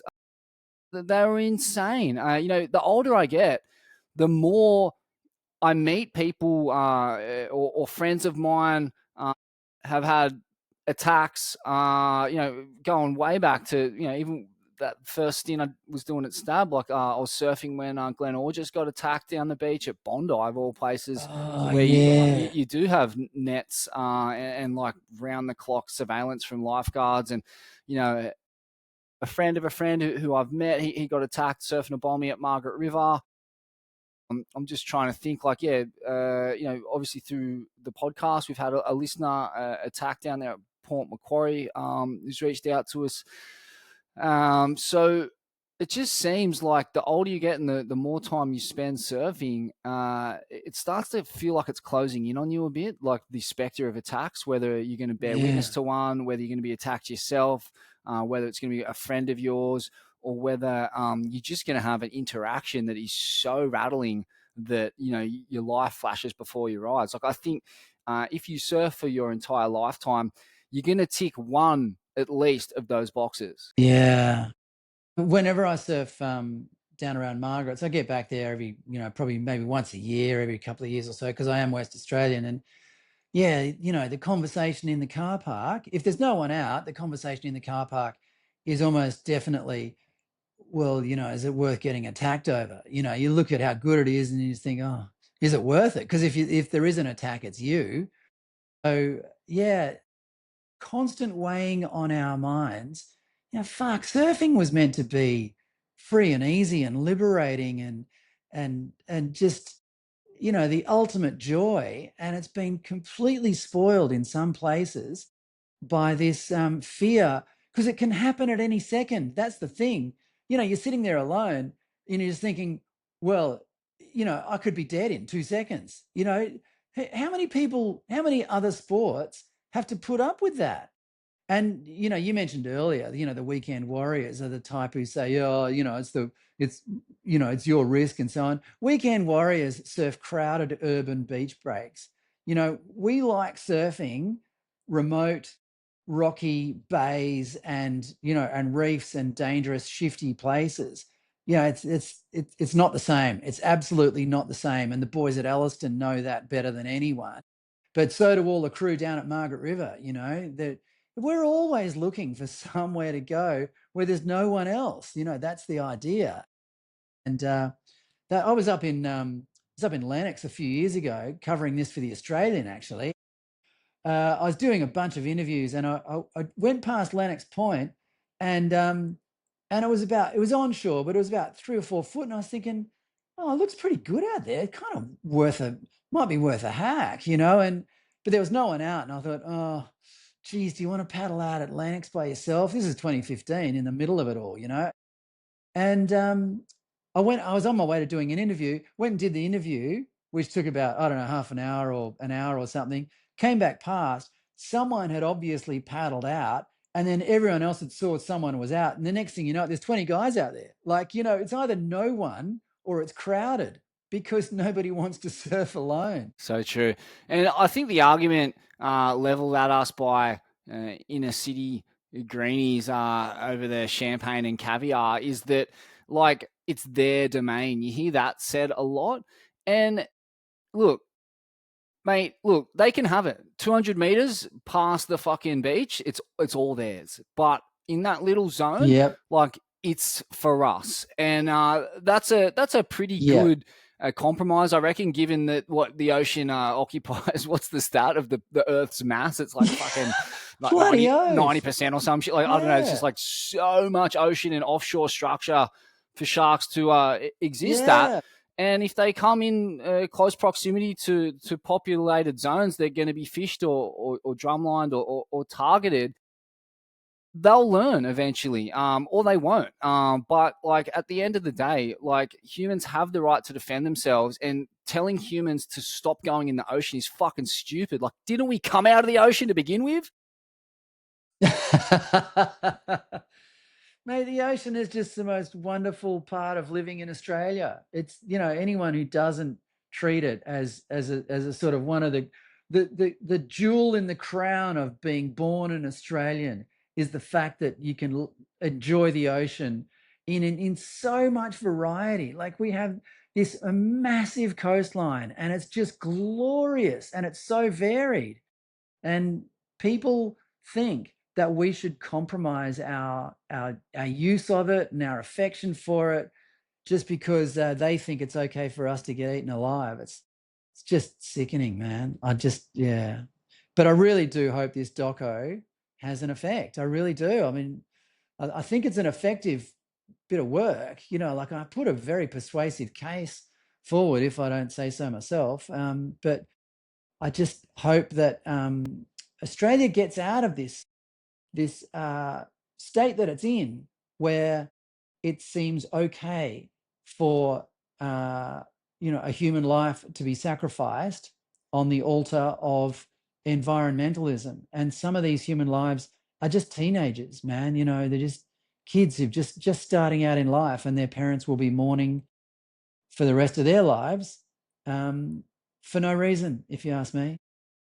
Yeah, I don't even know if it's environmentalism. It's wokeism. Like surfers are the most hardcore environmentalists there are, always have been. Like, Oh, that's a very good point. Yeah. like there's some contradictions in our culture with Right. neoprene and polyurethane surfboards and carbon footprints with traveling around, but uh I think in general, like we do our best to live pretty like low footprint lives and grow our own food and we've always been about rejecting materialism and some like versions of capitalism and war, and like we're pretty well against like the more toxic virtues of modern society. And I think like environmental degradation is one of those things. Like, but yeah, again, this just comes back to logic and rationale and self defense. Yeah, that's a really good distinction you make there, Jetty. It's not environmentalism, it's wokeism. And yeah, wokeism is toxic. It really is. At the heart of wokeism is this kind of what's the word for it? It's just a contempt for human happiness and flourishing and freedom and liberty, and surfers enjoy that more than anyone. So no wonder we're in the firing line here. Because Wokeism is just people hate us because we love life so much, dude. That's the problem. Yeah, exactly. Wokeism is just CIA psyop bait that's helped the left absolutely destroy itself, and any credibility it had as, like we're essentially like bickering over shit like this that's so fucking dumb, while billionaires rip Yeah. gazillions of dollars up into some fucking cloud and create this artificial financial scarcity, and working class people are in decline at a time of unprecedented abundance. And we can't even get shark mitigation strategies right. We just got to fucking flap around in our 2 hours off a day with the prospect of being eaten alive. Like that's the life of a working class surfer in this country. Grind under mortgage pressure. Mate, Go for your well little put. surf and get eaten alive. Well put, Jetty. And then get Absolutely well fucking put. Yeah, sprayed yeah. on the promenade by some inner city lefty while you're missing a leg for fucking, it's their domain. What did you expect? Stay out of the water. Yeah, yeah, yeah, yeah. There are dark forces at work, mate, and this is just one little example of it. But one of the things that drew me to it from the start was that this is a microcosm of all the dark forces at work in the world today. And like when you look at it, you realize that politicians are as much of a spectator in this process as you and I are. The forces at work in this little instance are, it's the United Nations, it's the international agreements for protecting species and all this sort of crap, which filters down to organisations like the Department of Primary Industries and the CSIRO and so on.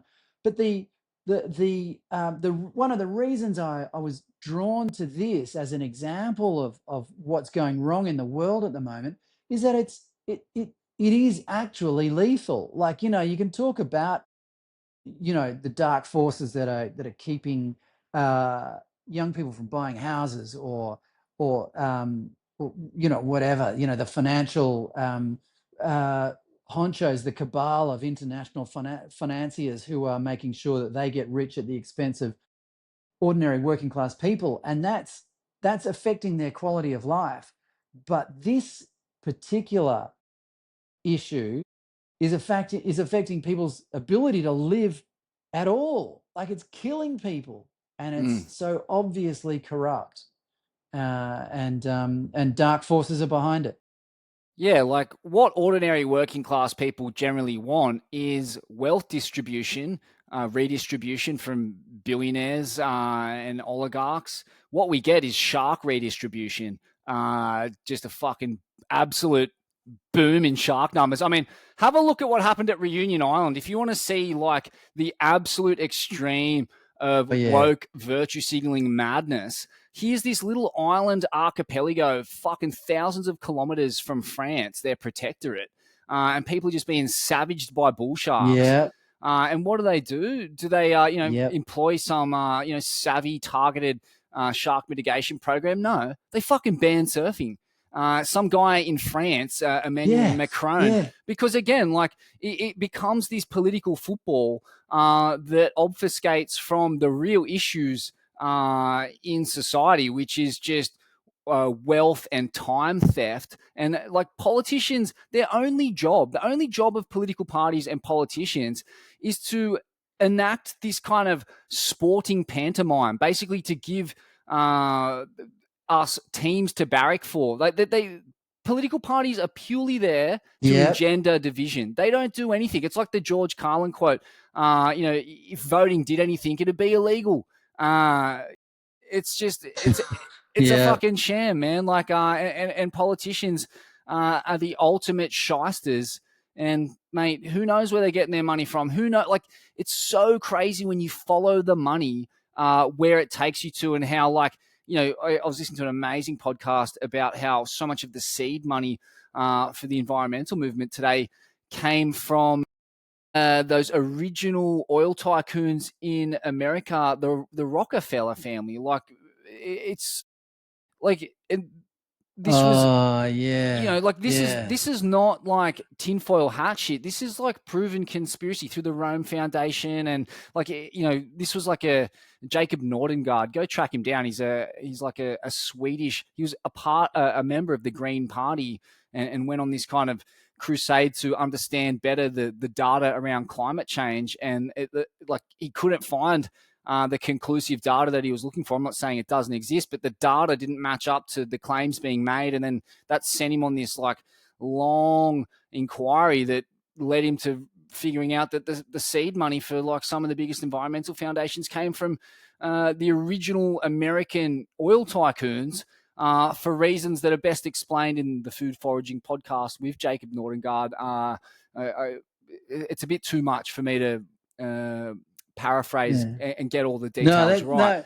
But like, this is my point, is that the seed money for the CSIRO, or like, it's so hard to track like where the actual money is coming from. It'll never be reported on. This shit is deliberately buried by mainstream newspapers and the mainstream media. Like, the mainstream media is so often doing the bidding of these huge mining companies, and like, they set the narrative, and the politicians react to the narrative that's being set by the media, and ordinary working class people and the issues that affect them, it's just not even discussed. And that's on purpose, man.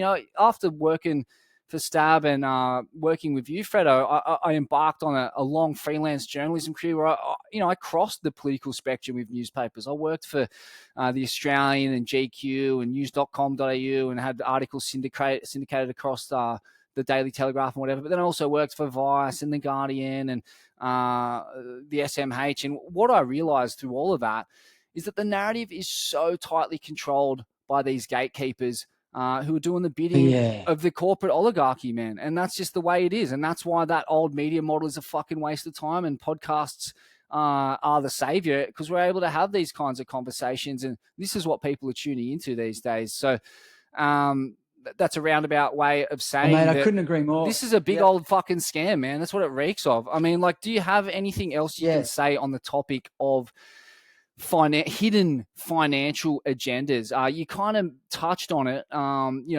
These kind of like academics who depend on research grants for their career. So it's in their interests to kind of cook the books a bit. It's such a tragedy, man. But you see this in the scientific fields, whether it's big pharma or certain areas of environmentalism, or maybe it's even happening here with sharks. But like, science was the barometer. It was all we had as human beings to make sense of the world, and even it's been co-opted by financial incentives. Yeah, mate, I agree with everything you say there. Like, I'm a bit of a conspiracy theorist myself. In fact, later today, I'm going on James Dellingpole's podcast, who's he's probably the world's greatest conspiracy theorist, and to talk about sharks. And there's not much of a conspiracy theory to be had in this instance, because the guys who are behind it, as far as I know, aren't driving around in Bentleys. I mean, there are people making careers out of this, and they're very well. They're very nicely paid careers, and they spend a lot of time, out on boats, throwing lines in the water and seeing how sharks respond. And I imagine they have a fairly easy and not very stressful professional life, and then they do it for 40 years and then retire quite happily. So there's not much of a money trail in this situation. But you mentioned the beginnings of the sort of environmental movement and climate change.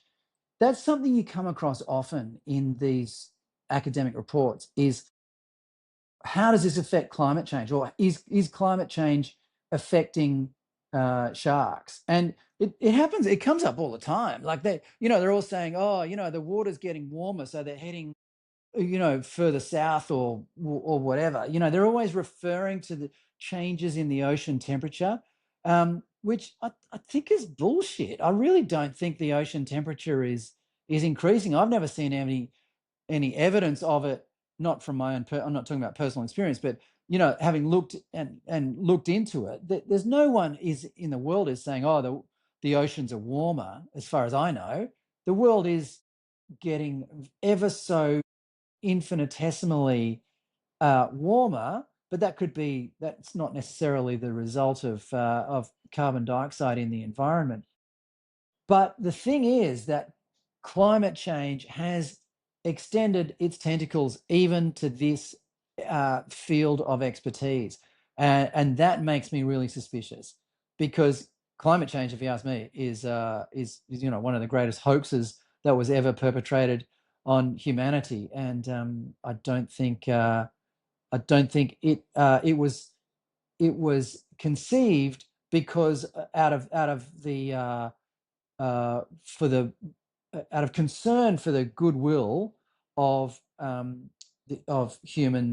future of humanity. I think it was conceived as a way to make money by making people scared. Yeah, I'm not going to go as far as saying it's a hoax. I mean, you can say that. That's fine. That's your take on it. I guess like it's probably worth now, because I try to stick to proven conspiracies where possible, like because there's just so many of them that have been proven already. Like the CIA psyops, like identity politics thing. That's like my main conspiracy theory. But generally, I try to just stick in the realm of like just actual conspiracies that are pretty common when it comes to helping people with power accumulate more power and wealth.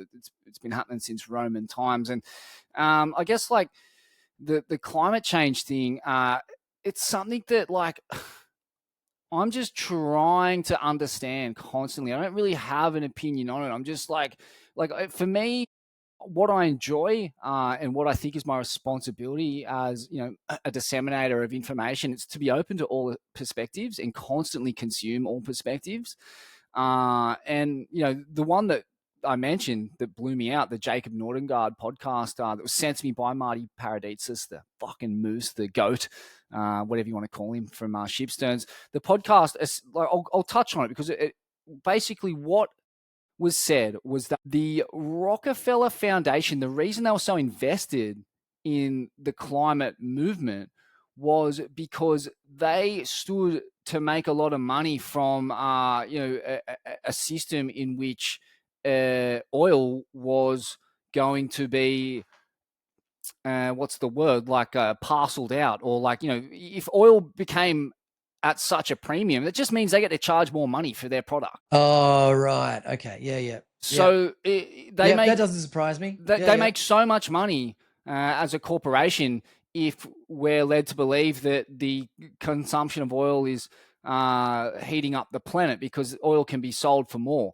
And then the other side of it was that it kind of, I remember, I can't really nail this down, but I remember it was to do with like the carbon credit scheme, this kind of like this one world, this like theory about we're heading towards like a one world government and a carbon credit scheme, and like digital IDs and social credit scores, and how individually our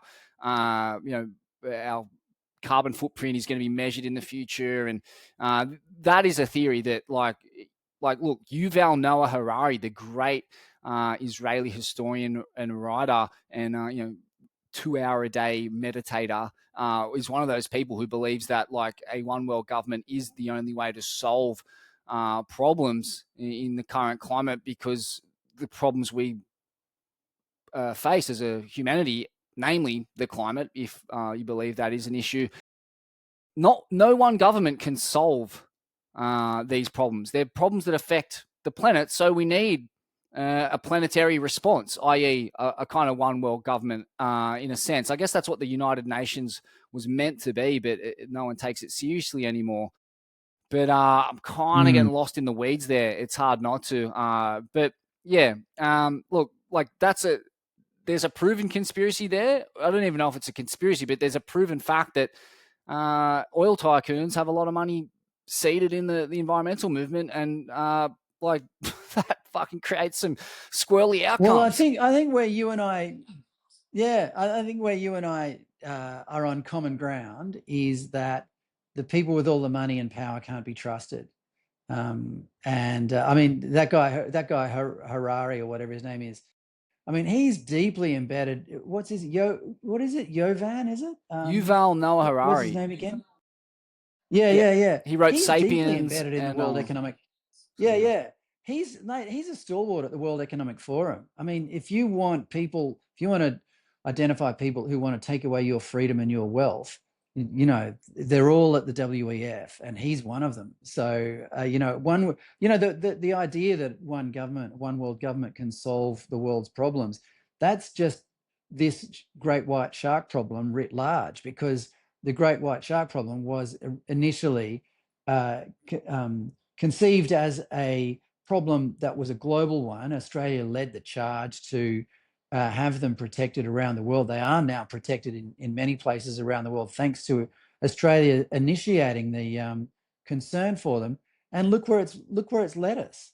I mean, I think that the solution in politically and socially is just like in Indonesia. You need to be governed by smaller groups where the group has a common culture, a common collective memory, a common collective aspiration, and understanding of each other. As soon as your government becomes, for example, as soon as someone in Canberra is making decisions about surfers on the Gold Coast or surfers in Ballina, and they have nothing in common, then that's when the problems begin.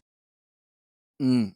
Yeah, I agree. And just further to the point, like I don't want to be typecasted as a climate change denier, or some like tinfoil hat wearing psycho. Like I'm just all about getting as much information as I can from all sides, as I mentioned before. Like and I a lot of the time don't.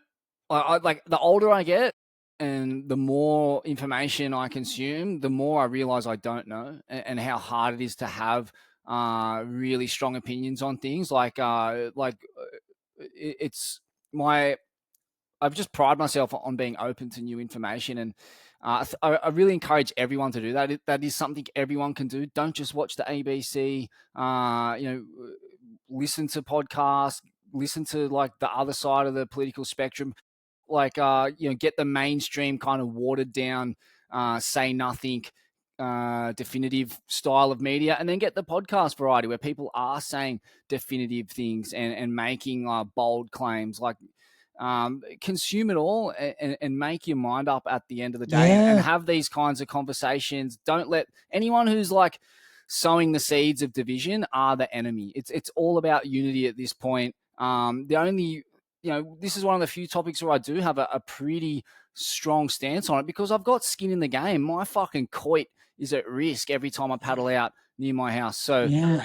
yeah, I am gonna like talk up for my own fucking safety on this one. Yeah. Yeah. Well, freedom of speech is important, Jetty. It's what made Western civilization amazing. I mean, what you said just a minute ago, knowing that you don't know, that's Socratic. That's Socrates. That's 2,000 years old, that idea, and it's been a cornerstone of Western civilization ever since.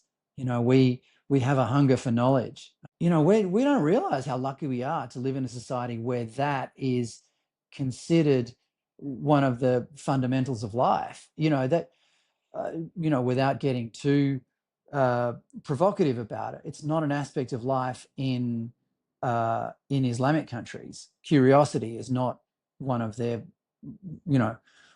defining characteristics. It's not even that defining in China.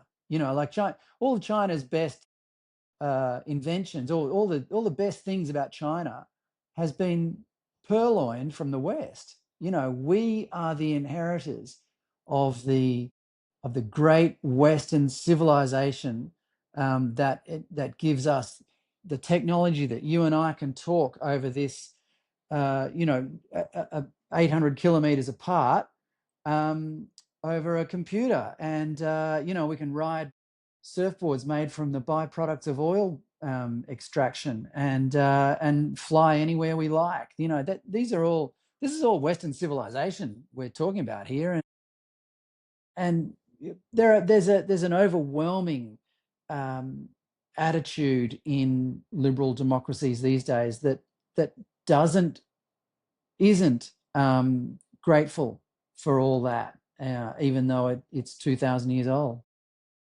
Disagree more, Fredo. I actually think that China and the East has produced the greatest technology that we know of, and that all that technology pertains to health, wellness, and longevity. I'm talking about breath work, meditation, qigong, tai chi, martial arts. Obviously, like a lot of our technical inventions have been in the kind of material realm, and our entire culture really is based around material worship and accumulation, which provides almost no warmth and happiness and wellness. So, like, the older I get, the more I am dependent on these kind of wellness strategies and tools that all originate in the East. A lot of them in the Himalayas, and Chinese governance, autocratic regimes. All that aside, like I don't think that these are like fuck, mate. I actually don't know what they are because I haven't been there, nor have I spent much time in Islamic countries apart from Indonesia, the world's biggest Islamic country, where they are literally like the friendliest, happiest people on earth that I've come across. It's the most hospitable, the best food, the most like pragmatic culture. The Middle Eastern varieties of Islam, couldn't tell you. I haven't been there. I know that the way they're painted in the mainstream media is not good, but you could say that about many things, and those portrayals are almost always inaccurate and done at the behest of the military-industrial complex and the petrochemical industrial complex. So yeah, I don't really trust the portrayals of Islam or Arabic nations based on until I go there and really experience it. I've been watching a bunch of Instagram reels lately of these kind of like fucking Norwegian weirdos who are riding bicycles through like Afghanistan and Iraq, and the hospitality's off the charts. Like these are just fucking weirdos with a GoPro riding a bicycle around and just being taken in and fed. And yeah, like I run on the old Henry Oh, mate, Rollins, no, yeah, the Henry I Rollins didn't. kind of saying, which is knowledge without mileage equals bullshit. Got the poster in my room. Go on. Knowledge without what? Knowledge without mileage Knowledge equals without bullshit. what? Yeah, yeah, I suppose so. Knowledge is power. That's one of the key phrases of the Enlightenment. But power is dubious these days, as you and I know, Jetty. But I mean, I wasn't disparaging Eastern culture. I don't know if you know it, but I'm part Chinese. My dad was born in Singapore. He was like 30, 40% Chinese or something. I don't know what percentage he was, but he looked very Asian, especially as a young dude. You know, and I practiced Tai Chi for a couple of years at one stage. I absolutely adored it. I was in Shanghai just a few months ago, and I saw people doing tai Chi in a park, and I thought, wow, I really miss it. You know, like it has wonderful qualities, and it's good for your body, good for your mind, and does it's an ancient practice, and yeah, I don't disparage aspects of Islamic culture. I think the Indonesians are wonderful people. I went to Morocco in the 80s, and the hospitality I got in Morocco was unbelievable from people who had virtually nothing. You know, like they'd take you in and they'd feed you, and it's just amazing. I mean, person to person, that's the beauty of life. That's the key of being a human. You know, person to person, we don't judge. We don't. If you're a good person, then it will come out in interactions, and that's amazing. But the technological um, benefits that we enjoy in our life, I still argue, are exclusively the result of the essentially Christian culture of curiosity about the world. And curiosity is what leads to all sorts of inventions and benefits and comforts in the modern world. And that brings us back to sharks, dude. Like, you know, why why are we so curious about sharks at the expense of humans? That there's all these scientists in their white coats and clipboards on the back of boats taking notes about sharks. You know, I think it's a distortion of what Western civilization is meant to be.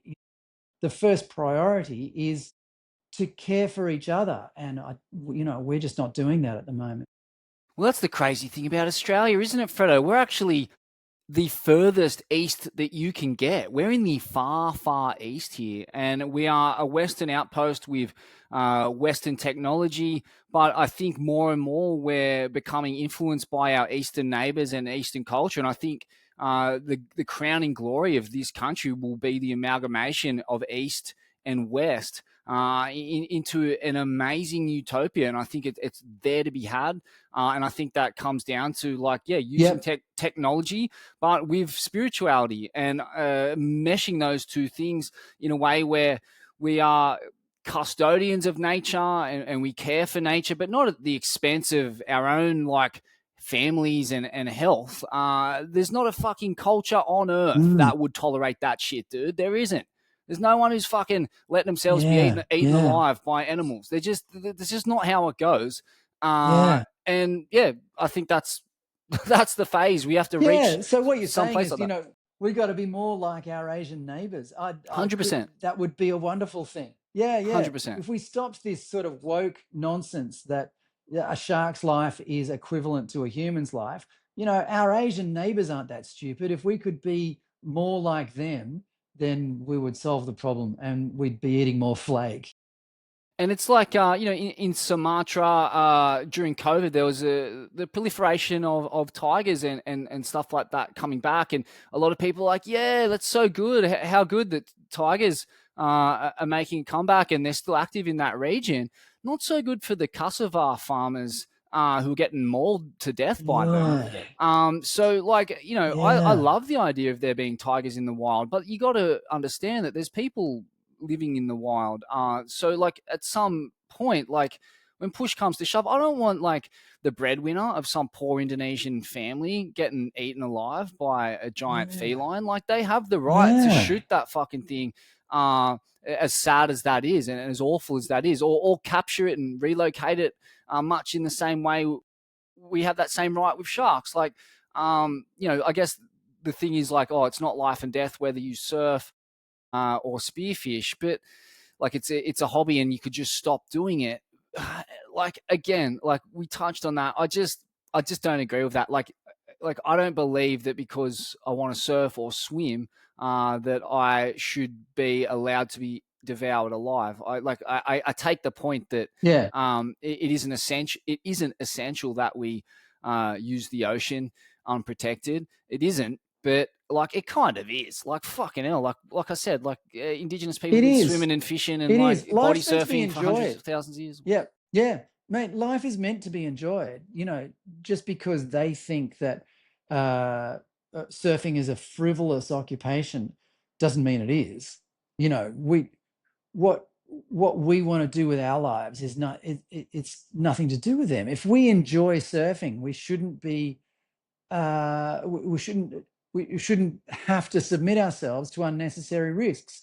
Just because we're enjoying life doesn't make it less relevant. Life isn't meant to be drudgery. We're not robots. Life is meant to be enjoyed. Life is a beautiful thing. And for them to go, oh, you're just doing it because you want to go surfing. Why do sharks have to die just so you can go surfing?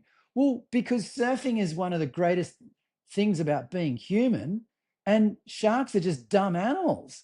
So yeah, I want to kill off a few sharks to make my life more enjoyable. If that sounds selfish to you, then obviously your life is really, really dull.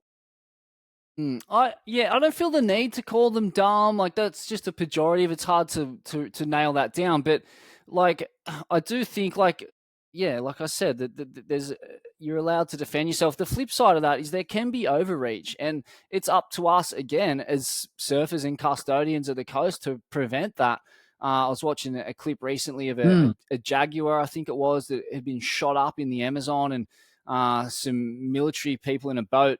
It swam up to them for help, and they gave it a little flotation device to cling onto this normally like a fairly aggressive animal that can attack humans and kill them, was begging humans for help. And it was this most beautiful scene of these Brazilian men saving this animal, and they eventually were. It was shot to shit. It had bullets all through its spine and brain or head or whatever, and they were able to save the animal, and it was a beautiful story. And I think like that's where the kind of the spirituality comes into it. Like we're not out there to declare war on these animals and go about their wholesale slaughter and hate on them for existing. Like there should be none of that. It's really like a concerted, targeted effort just to protect ourselves and protect them where possible. But like they cannot come at the Yep. expense of us. Yeah, yeah. Almost always when I encounter people who disagree with my opinion or our opinion on this, people say, "Oh, you just want to get rid of all the sharks." Like, when did I say that? Nobody said that. Like, woke people have this tendency to gaslight. It's their only debating technique is to gaslight the opposing opinion. I've never said get rid of all sharks. And all I've ever advocated for was to make the spaces of the ocean that we use safer. That's it. But woke people go, "Oh, you just want to get rid of all the sharks." No, no. Language is such an important thing these days, Jetty. We live in a time when language is being completely distorted. Like you use the word cull, and it triggers people. It's like, oh, you want to kill every. It sounds a lot like kill, but they just assume that cull means decimation, and it doesn't. It just means a managed reduction in numbers. That's all it is, and it's managed. And they're not, losing a few sharks is not the end of the marine environment. Yeah, the definition of cull is something that will needed to be nailed down because it does encompass a lot of things. Like cull for me is taking out a shark that's been responsible for a fatality. Like that is a no-brainer, particularly if it's hanging around Yep. the area where it killed someone and there's still people accessing that kind of water. That is exactly the situation that Elliston finds itself in. And like yeah, like yeah, it really boils down to that is like not overreaching. I think woke people tend to see the world through this false binary, this kind of black and white, where like, oh, as soon as we start to reduce numbers of sharks, they're just going to go all the way and kill them all. Like you said, no one is Yeah. suggesting that, and that is not in the character or the Yeah. culture of surfing. It's just it's never been that. It never will be that. Yeah. You know, we're the most Yeah. like tapped in futurist culture where we've got our fucking you know our ears to the earth and our eyes on the ocean more than any other culture that I can think of, apart from the animists of the Mentawais and some of these remote places in the world. But yeah, that binary is ridiculous, and it could only be really had by some university educated inner city living NIMBY moron. Like that's just Yeah. fucking that's just like Yeah. some kind of gospel, like you said, that they're reading from. Yeah. Yeah. And like you said earlier, this is another example of the way they've come to divide us. You know, I mean, we should be able to agree quite easily on this topic, but for some reason, one side thinks that has distorted what our intentions are, and there seems to be no compromise. It's weird. It's weird, and There's people are no being killed. compromise. That's There's the no sad thing about compromise. it. Yeah, you're right, Yeah, man. Yeah, it really is that. yeah, Well, Heart of Sharkness is the documentary. It's on YouTube. It's worth a watch. I wouldn't say it's balanced. It's definitely got a pretty strong angle on it, but it is what it is. Like, have a watch, see what you think. Get on to Fredo. You're always like down to discuss and debate things, and you know, get on the comment yeah. thread. People can Drop your find me anywhere. yeah. So get involved and yeah, you know, challenge yourself, challenge your perspectives always. Well said, Jetty. Good on you, man. On your Fredo, good to see you, man. Thank you. Thanks so much, Jetty. Really proud of what you've done, mate. Really well done. Fucking Appreciate it, amazing. brother. Cheers, mate. All right. See you, man. See you, bro.